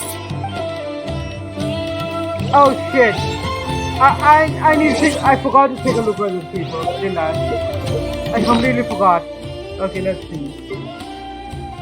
Should be around here, right? Is this it? Informant code chart. Okay, got it. Looking to buy unripe fruit, ask informant take you to door. Wearing a morning flower, looking to buy canned knowledge. Wearing a summer rose, looking to buy products legally available on the market. Mouse customer. Rasbolian Tiger Matra. Okay. Taken by mice sold to customers. Taken by the Rasbolian Tiger confiscated by the Matra. Back in Sumeru City style to purchase a small amount.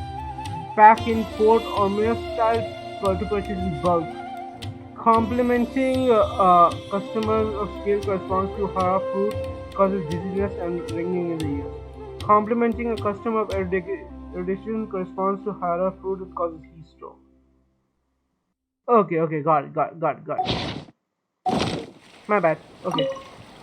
Before I retrieve your products, please forgive me, but we may not have sufficient stock for you today. Earlier, many of our hara fruits were taken by mice. Congratulations. Thanks. If better, you look like you have some skill. Why don't I pick out some fruits that'll make you dizzy? Dizziness with a side option in the ears, please. Yep, that's the right answer. But eating hara fruit that makes your head and ears ring sounds like a bad life decision. Yep. Would you like your hara fruits to be packaged in the Sumeru City or Port Ormos style? Port Ormos style. Wow, you two sure are generous customers. We'll be sure to package your products beautifully. Okay, got it. Okay, everything has been confirmed. Miss Dory is waiting for you up at... Shoot, it's the Matra! Run! What? Okay. The Matra? Where? Al-Haytham said we're done for if they catch us. We gotta get out of here. Okay then. We don't know this area, so let's follow that informant. Okay, where am I? Oh, wait, it's above. Creepy crawly got into the cooking pot. I'm sorry, little girl, but I cannot help you with the cooking pot. He ran that way. Wait, is this like a way to get us over there? I think it's like that. Oh, it's higher.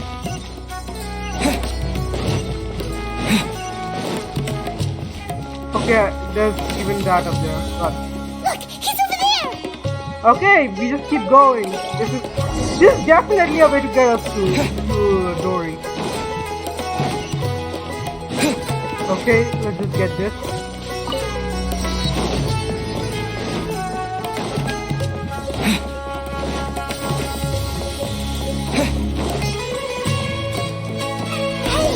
If you're hiding from the Wristful-Hand Tiger, come this way! Another password! Huh? Oh, that voice came from behind the building on the right! Okay. Here, over here! Oh, so this you is can Dory. stop running now. This is Dory.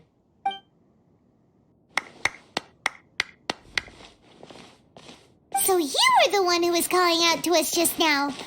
But, are we definitely gonna be safe here? These two good customers wish to buy some horror fruit, Miss Dory. And if there's nothing else, I'll just excuse myself. Yep. Oh, very good. Thank you. Huh? Wait, you're Dory? Paimon sure thought you'd look a whole lot scarier. Hey, what are you trying to say, Princess P-Brain? I can be scary enough when I need to be, believe you me. If you don't watch what you say, then you can forget about doing any business. But it seems you two have actually done pretty well so far. Not only did you manage to find the informant, your reactions were also pretty sharp. You don't really look like criminals or anything, but I bet my Mora that you've been involved in some shady dealings, haven't you? I think it's an experience from Inazuma, that's it.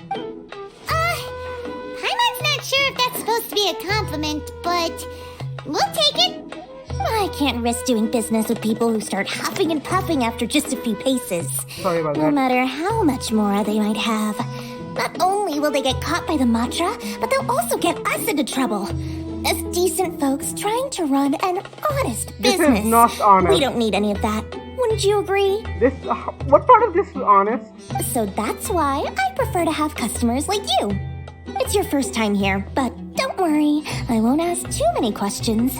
Even if you wish to buy enough knowledge capsules to decorate your house with, please knock yourself out. Okay. As long as you have lots of round, shiny Mora, then we're all good. Get her to meet Ling Wang. They can be best of friends. Can you show us your products? Ah, yes, of course. Go ahead. Help yourselves. Voila! Wow, she has a trove of canned knowledge. Whew. She'd probably be in serious trouble if the Matra caught her with all this. What kind of products do you seek, my dear customers? Don't worry, I'm not interested in your reasons for buying. I can, however, offer some suggestions. Take this one, for example. An analysis of the sociological ideology and dialectics of the Hilichurls. Oh. Only 3 people in all of Teyvat have ever studied it, making it extremely rare. It's on sale now for 350,000 Mora. Yeesh, who would want to be an expert in that topic? Yeah, tell him about it. I mean, yeah. Or how about the architectural styles and construction methods of Teyvat in the early Archon War period? I don't think I want that With either. this one, you can become an expert in historic architecture preservation and find an excellent, well-paying job in nearly any nation. Ooh, now this sounds like it could be useful. It could be useful, but I don't want it. 2 million Mora, and it's yours. No discounts. Okay, that's a lot. Oh, that's a lot of Mora! Of course, you are free to pick whatever your heart's desire. The contents and price of each knowledge capsule are indicated in small text on the body of each one, down at the bottom. Alright, let's try the method that Al-Haytham mentioned. I cannot hear you. I mean, I should not be able to hear you. Wait. Okay, so these 3. I'll take that one. And this one. As well as this one. Ah, you've really got a good head on your shoulders and quite the eye for quality.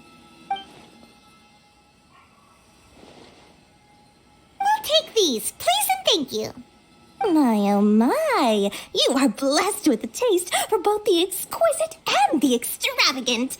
Customers like you are a rare breed. 1 in 100. No, 1 in 1,000 even.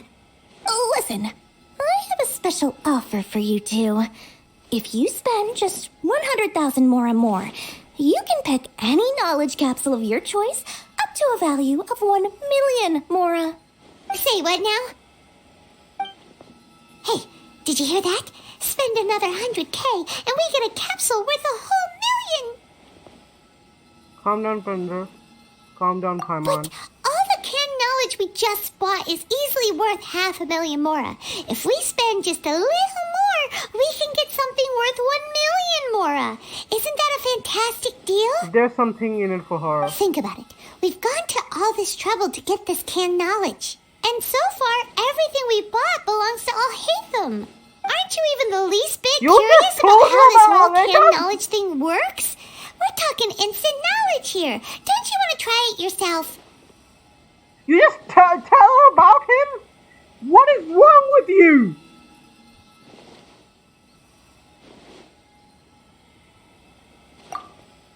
Come on, come on.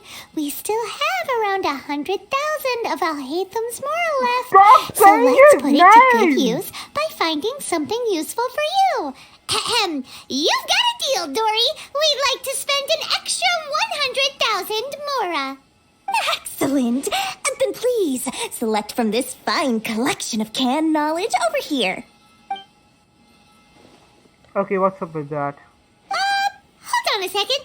Paimon thought we could choose whatever we wanted. Why can't we choose the ones from over there? Oh, but my dear customer, the knowledge capsules over here are worth 1 million mora each. I'm sure discerning customers like yourselves will be able to find something to your liking. Please, take your time. Uh-oh, Paimon has a bad feeling about this. Let's use Elemental Sight again to check these. Alright, I will look. They're all worthless. So, what did you see? They all seem to be equally bright. So, they're all worth about the same amount? Yeah, but they weren't glowing so brightly. They all seem worthless to me. Well, anyway, the mora's already been spent, so let's at least try to find something useful. Okay then. Let Paimon take a look here. An introduction to traditional Sumeru brewing techniques, the art of growing spices, an overview of ancient runes. Oh, how about this one? Sword Fighting Techniques 8. Not sure we'd ever find volumes 1 through 7, but at least this knowledge should be useful, right? Let's go with this one. Fine by me. Dory, we'll take this one. All right, very good. I'm expecting some new goods in the next couple days, so be sure to check back again soon. Whether it's canned knowledge or anything else you need, bring your mora to Dory and doors will open. Understood then. Something was... If with Dory went smoothly enough, let's head to Wakala Funduk and meet up with Alhaitham. Hopefully now he'll finally tell us about what the Academia lost.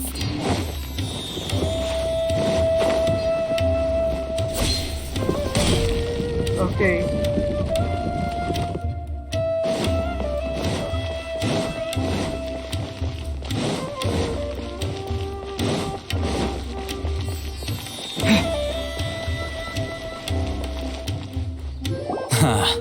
You two made it.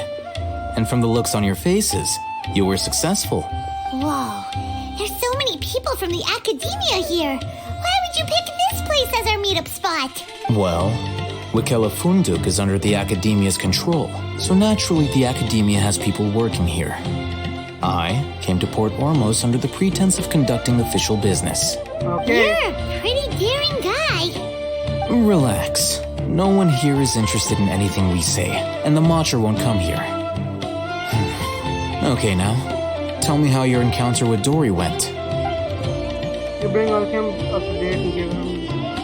Okay, we did what you asked. So, can you tell us about the knowledge capsule that the Academia lost now? Before that, I have to ask, why are you two so intent on tracking it down? You don't have to answer, of course. We want to meet with the Dendro Archon. Yeah, he just wants to meet the God of Wisdom and ask her about something important. We've been in Sumeru for a while now, but we still haven't found a way. When we heard that the Academia had lost something that might be related to the gods, We came here in case it turned out to be our lucky break. In that case, you're on the right track. A short while ago, the Academia lost a knowledge capsule in the desert. It's supposedly a divine knowledge capsule. Use it, and you'll gain the wisdom of the gods. Wow, there's really such a thing as that? Hey, if we find it, do you think we could learn how to meet the Dendro Archon?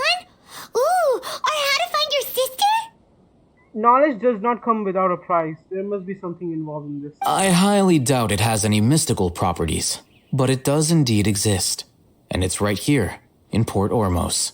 So, where exactly? That's what we need to find out next. Our goal is to find it. I won't deny that. I am investigating because I'm curious as to what the divine knowledge capsule truly is. As you know, the Eremites in Port Ormos also have their eyes on it. It is an extremely precious item. The knowledge contained within may bring great power or wealth to whoever has it in their possession. Oh. Several brigades have been vying for ownership of it as of late, but there is still no victor. My personal finances and connections cannot compete with those of the Eremites. After attempting various methods, I finally managed to reach a tentative agreement with several brigades. I agreed to forego ownership of the divine knowledge capsule in exchange for the opportunity to study it. After all, there's no harm in understanding what it is. Guys, I will be right back. I'm sorry for doing this so often, but it's just a phone call. I just took a phone call. Sorry.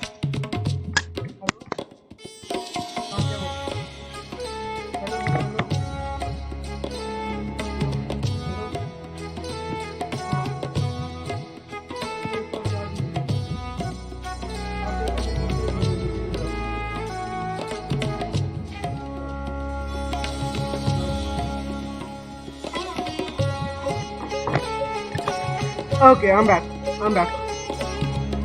However, there are those who are less amenable to negotiation, such as those from Ain al-Ahmar. Okay. They adamantly believe that the divine knowledge capsule contains the Scarlet King's power, and that he will return to this world when they obtain it. They refuse to let anyone from the Academia tarnish their deity's soul. So you kept hounding them because they refused to cooperate with you? Yep. Yes. Ain al-Ahmar isn't exactly wealthy, but its members are determined to get that capsule by any means necessary. To that end, they've resorted to many methods more foul than fair in order to amass sufficient funds. So, I've been sabotaging their business to force them into negotiating with me. The divine knowledge capsule should be up for a secret auction within the next few days. Each brigade will place their own bid, and the prize will be covertly given to the winner. To ensure the capsule's security and to evade the Matra's notice, the winning brigade will not publicly disclose their victory. Unless I know whose hands the divine knowledge capsule ends up in, my agreements with them will fall through. Dory is the most reliable source of information, but that avenue was previously closed to me. With you on board now, the situation is different. In other words, you wanted us to befriend Dory so you could find out where the divine knowledge capsule is. Yes, you can say that. But this arrangement harms none of us. The day after tomorrow, go back to Dory and try to purchase information on the divine knowledge capsule's whereabouts. If she has no information, wait 2 days and approach her again. If I get the opportunity to study the divine knowledge capsule, I will relay my findings to you. Will that suffice as compensation? That's exactly what I want. Okay, then we'll meet up in 2 days. Although it would be much better if I had knowledge capsule on my own, but you may never know. Haytham, before you go, we actually bought a knowledge capsule for ourselves, but we're not sure how to use it. Exactly. You two want to try using a knowledge capsule? Sure, I can teach you. Doing so right under the Academia's nose is a bit problematic, though. What do you say we head to the outskirts of town? Yep.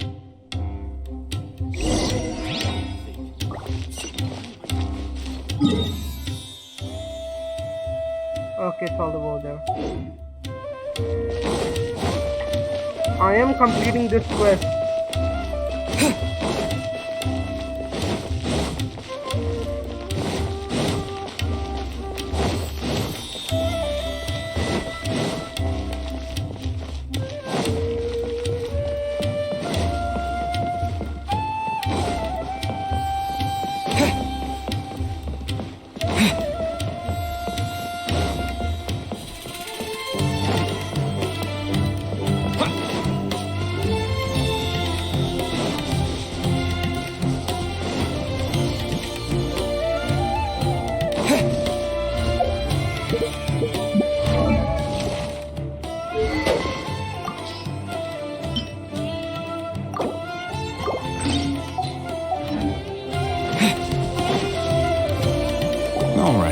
This place works.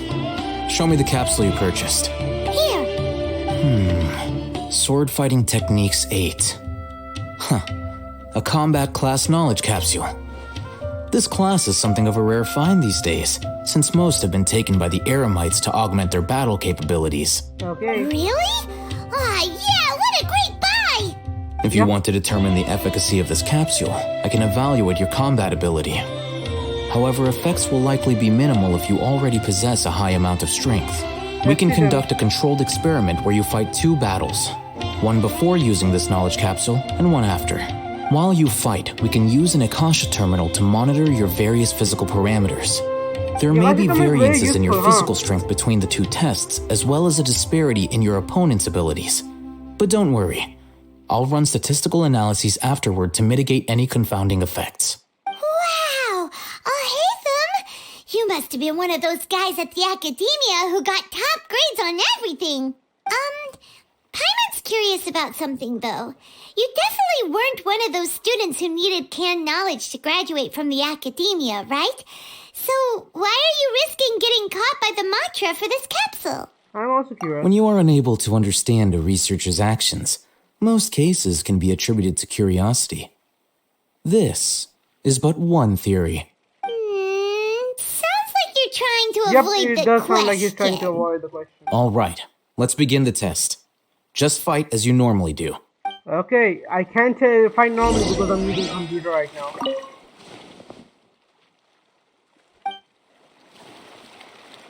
Okay. What is that thing? Huh.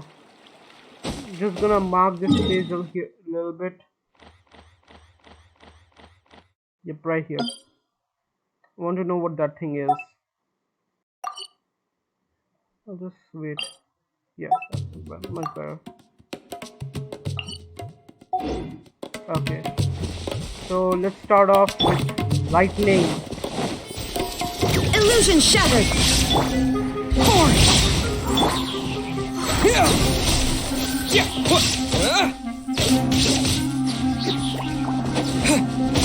Gotcha.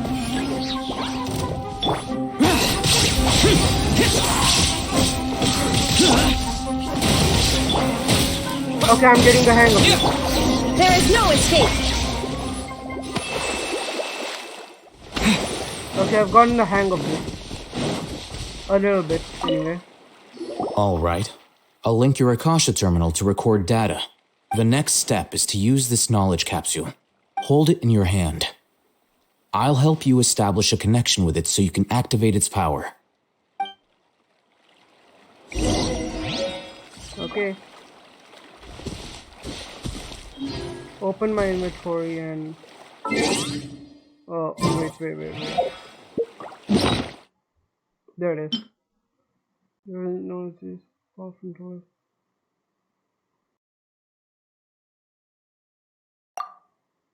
Okay, I've used it.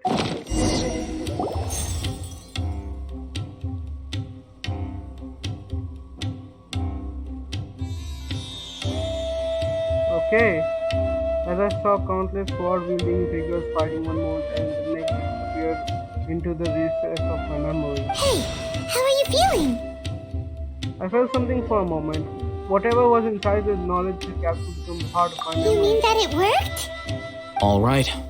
Time for round 2. Fight with the same composure as before.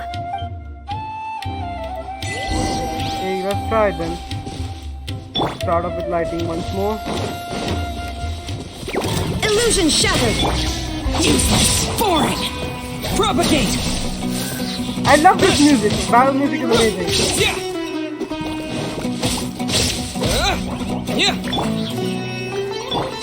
There is no escape! Come on. Gotcha. Illusion shattered! Foreign! Scatter!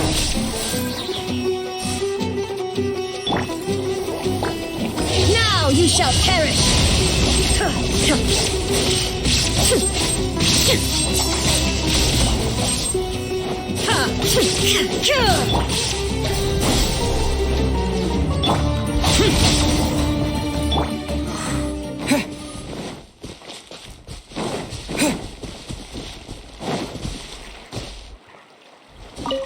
Okay. Now, I'll start recording data again. Oh, Hatham, how's it going? Well, the knowledge capsule you purchased did improve his combat capability. During the second fight, his overall fighting performance increased by 0.073%. So little. Wait, how much? So little. That's basically zero. Dory's such a jerk! She totally scammed us! 1 million mora? This thing isn't worth a tenth of that amount! Of course, this could be because he is so powerful that the capsule's contents were unable to produce a substantial increase. At the very least, this test allowed me to gain more insight into you two. Our deal seems increasingly worth my investment. I'm heading back to Ikela Funduk. I await your response in 2 days' time. This is Mora for when you ask Dory for information. Pay her as much as she requests. Okay then.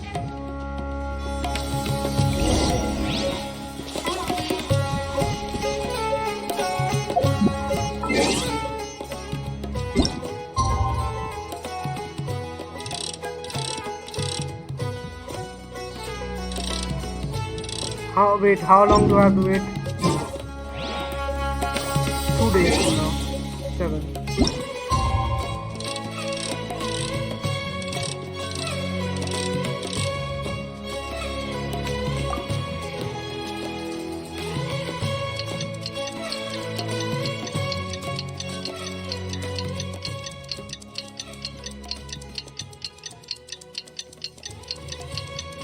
I haven't recorded things for so long, like I haven't done it like for so long, it's kind of stressful in my head now.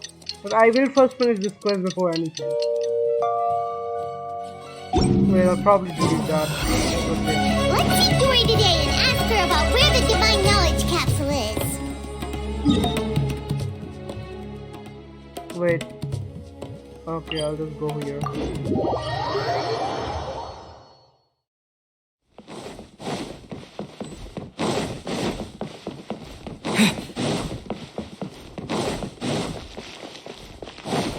Got it. Here, over here! Oh, welcome back, my loyal patrons. What can I do for you this time? You name it. Canned knowledge, supplies, or anything else you need. I'll find a way to get it. Where there's a waterfall of Mora, there's a way. Can you really get us anything we want? Anything at all? Aha! So it appears that canned knowledge alone is no longer sufficient for your opulent appetite. Then please oblige me. Tell me what you have in mind. Oh! I knew customers with pockets as deep as yours would undoubtedly crave something more profound than ordinary canned knowledge. But you know, that kind of information isn't going to be cheap. After all, I had to work really hard to weasel my way into the auction site. Not to mention that if anyone found out that I was the leaker, I would be in big trouble. But how can we be sure your information is accurate? Paimon's curious how you just happen to have this kind of info the moment we need it. Because to me, anything of value is what I consider to be my supply. Therefore, I must always be aware of what's hot on the market in order to secure more sales. As for the information's authenticity, well, you've no need to worry about that. I used a camera to take a picture of the transaction. That way, no one can dispute it. Name your price. It's always a pleasure doing business with such sterling patrons. Now that you've paid in full, here's the scoop. The Divine Knowledge Capsule was purchased yesterday by a certain Misery, the leader of Ain el-Ahmar. Oh, great, correct. Ain el-Ahmar? You mean the Aramites who worship the Scarlet King? So you're already so they familiar actually with do get them. The group has done everything in their power to obtain the Divine Knowledge Capsule. After all, they believe it contains the power of the Scarlet King. That Divine Knowledge Capsule is unlike any other canned knowledge I've seen before. It was glowing bright red. The capsule is clearly visible in the picture I took.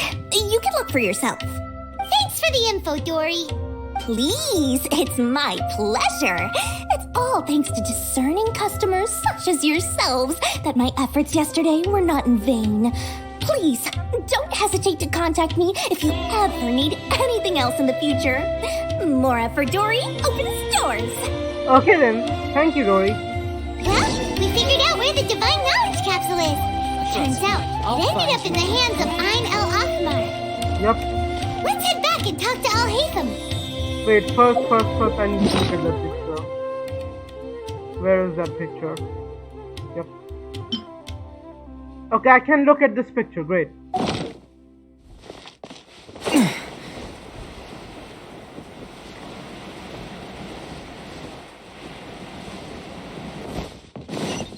Oh, come on.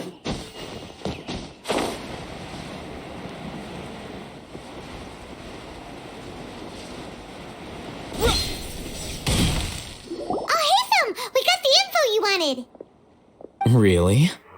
All right. Let's hear it. In the hands of Dory even gave us evidence to verify the intel. Have a look. Huh, look at that. Yep. Clear as day.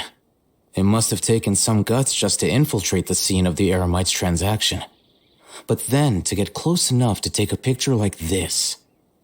Bold move, Dory. Very bold move. But she got the job done. All right.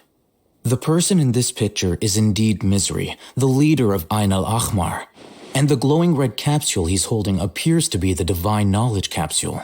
In which case, if we play our cards right, when we confront them next week, we should be able to force them to show their hand.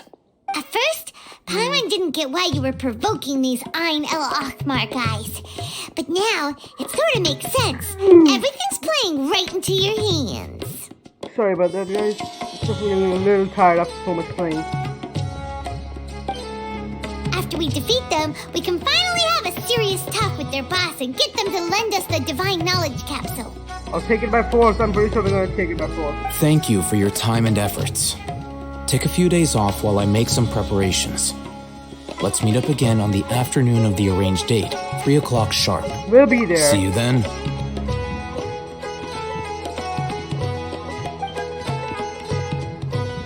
Okay.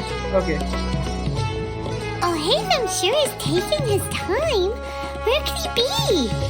Behind you. There he is. Sorry to keep you waiting. Let's head to the pier in front of Pharos Lighthouse. Yep, let's go.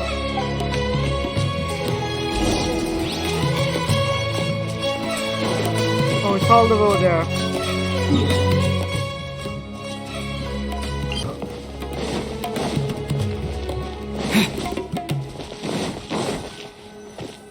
Al-Haytham. I knew you were crazy, but I didn't know you were crazy enough to actually show up. Only 5 of you? You should have brought an army if you were dealing with me, boy. It was I who demanded that these negotiations take place. I was more worried that you might go back on your promise. But to your credit, it appears that you're sticking to your word. This is turning into quite an occasion. I also brought some backup. I assume you don't mind. Backup? Aren't you the brat from the restaurant the other day? You've come to support this lunatic because he helped you out? Fine. Your funeral. You're the one who tried to scam me, dude. I'm not going to mince my words. Once we're done with you, you'll be nothing more than fish food. Get 'em, boys! Okay, then let's beat them up. Oh, here they come. Good luck, you two. Let's beat them up, I guess.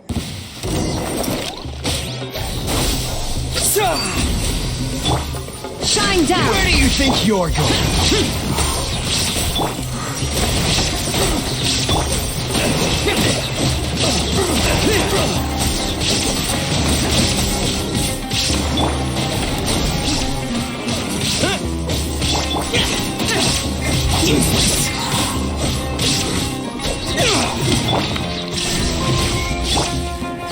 Where do you think you're going?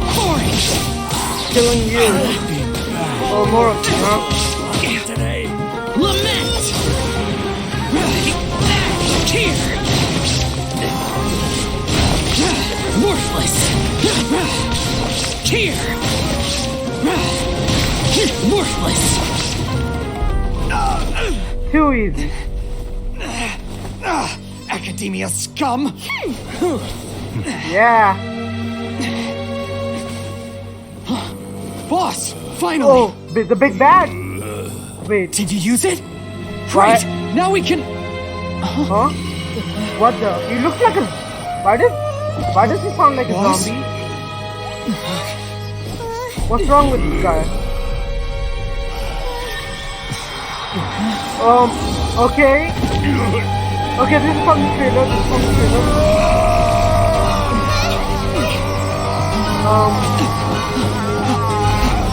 Boss! It's red! It's red! Oh my god!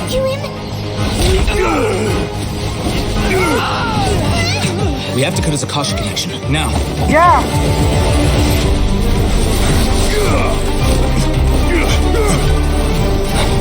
Oh god!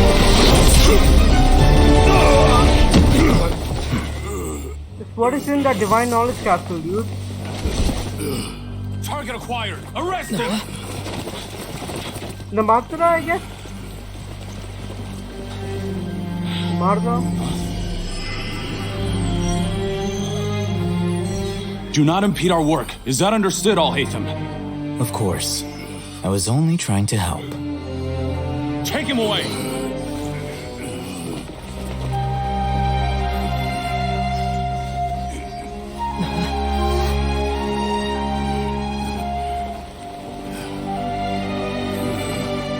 Wait, what about the divine knowledge capsule? World, forget me. Wait, isn't that the same that she said? I mean... Oh god! The divine knowledge capsule seems to be more than we thought. It's like that big guy suddenly lost his mind. Oh, he got more than lost his mind. It looks like he used the divine knowledge capsule. Yep. You mean the divine knowledge capsule did that to him? Knowledge comes with a price. Oh, yeah. You mean how some researchers go insane after getting knowledge from Irminsul? I've heard of numerous incidents of researchers in Satyavada life going insane. The state that man is now in suggests that this is a similar situation. Yep. This divine knowledge capsule does appear to be linked to the gods, but beyond that, it doesn't seem anything like the rumors suggest. Possessing it doesn't grant you divine wisdom or power. Did you hear what he said? World, forget me. What could that possibly mean? I think I have a theory of my own, but I'm gonna keep that for now. Yep. If the mantra took him away, then that means the Academia got the divine knowledge capsule back too. What a shame. Yep. We were so close. Damn it. Still, Paimon didn't expect the divine knowledge capsule would be so dangerous. Imagine if we tried to open it. Oh, who knows what would have happened to us? Yep. As things stand, there is no reason for me to remain in Port Ormos. I believe our collaboration has also reached its end. We were so busy trying to find the divine knowledge capsule that Paimon forgot to ask you something. Since you're a member of the Academia, do you have any idea how we can go about meeting Lesser Lord Kusanali? That's a good question. Truthfully, I don't. Yep. Lesser Lord Kusanali appears to exist outside of Sumeru's entire administration. Most of the time, you wouldn't know she exists at all. Moreover, since the Academia possesses the Akasha, a symbol of our deity's wisdom, scholars have no reason to desire to make contact with the deity herself anyway. Everything about Lesser Lord Kusanali is such a mystery. I'm heading back to the Academia. How about you two? Yes, we'll be heading back to... It's almost the day of the Sub-Zero Oh, festival. yeah, it is. Maybe Yeah, I we should completely head forgot about back that. too. We've been rushed off our feet over the past few days, so I maybe complete- a little rest and relaxation will do us good. Yeah, I completely forgot about it. Let's learn the two city. Then we'll part ways here, Al-Haytham, until we meet again. Goodbye, Al-Haytham. Al-Haytham. Yeah, that's how you say it. Wait, what's going on? He has it! Now, do I deal with this thing first? Or should I produce the report that the higher-ups require? He has the divine knowledge capsule.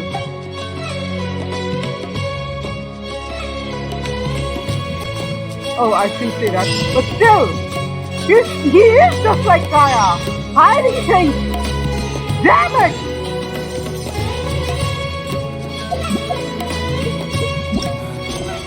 So Act 1 has officially ended since it's Act 2 now. God damn it! That Lionel! Okay. Although the music is amazing, but I have to say, this has to be the end for today's video. I need to just take up a lot of things. I need to explore this entire area. And, yep, then I guess I'll be doing the Archon, the next quest tomorrow, and probably would be uploading the day after. I don't know. I'll see how it happens. And so thank you for watching. Like and subscribe, and I'll see you guys in the next video. Bye!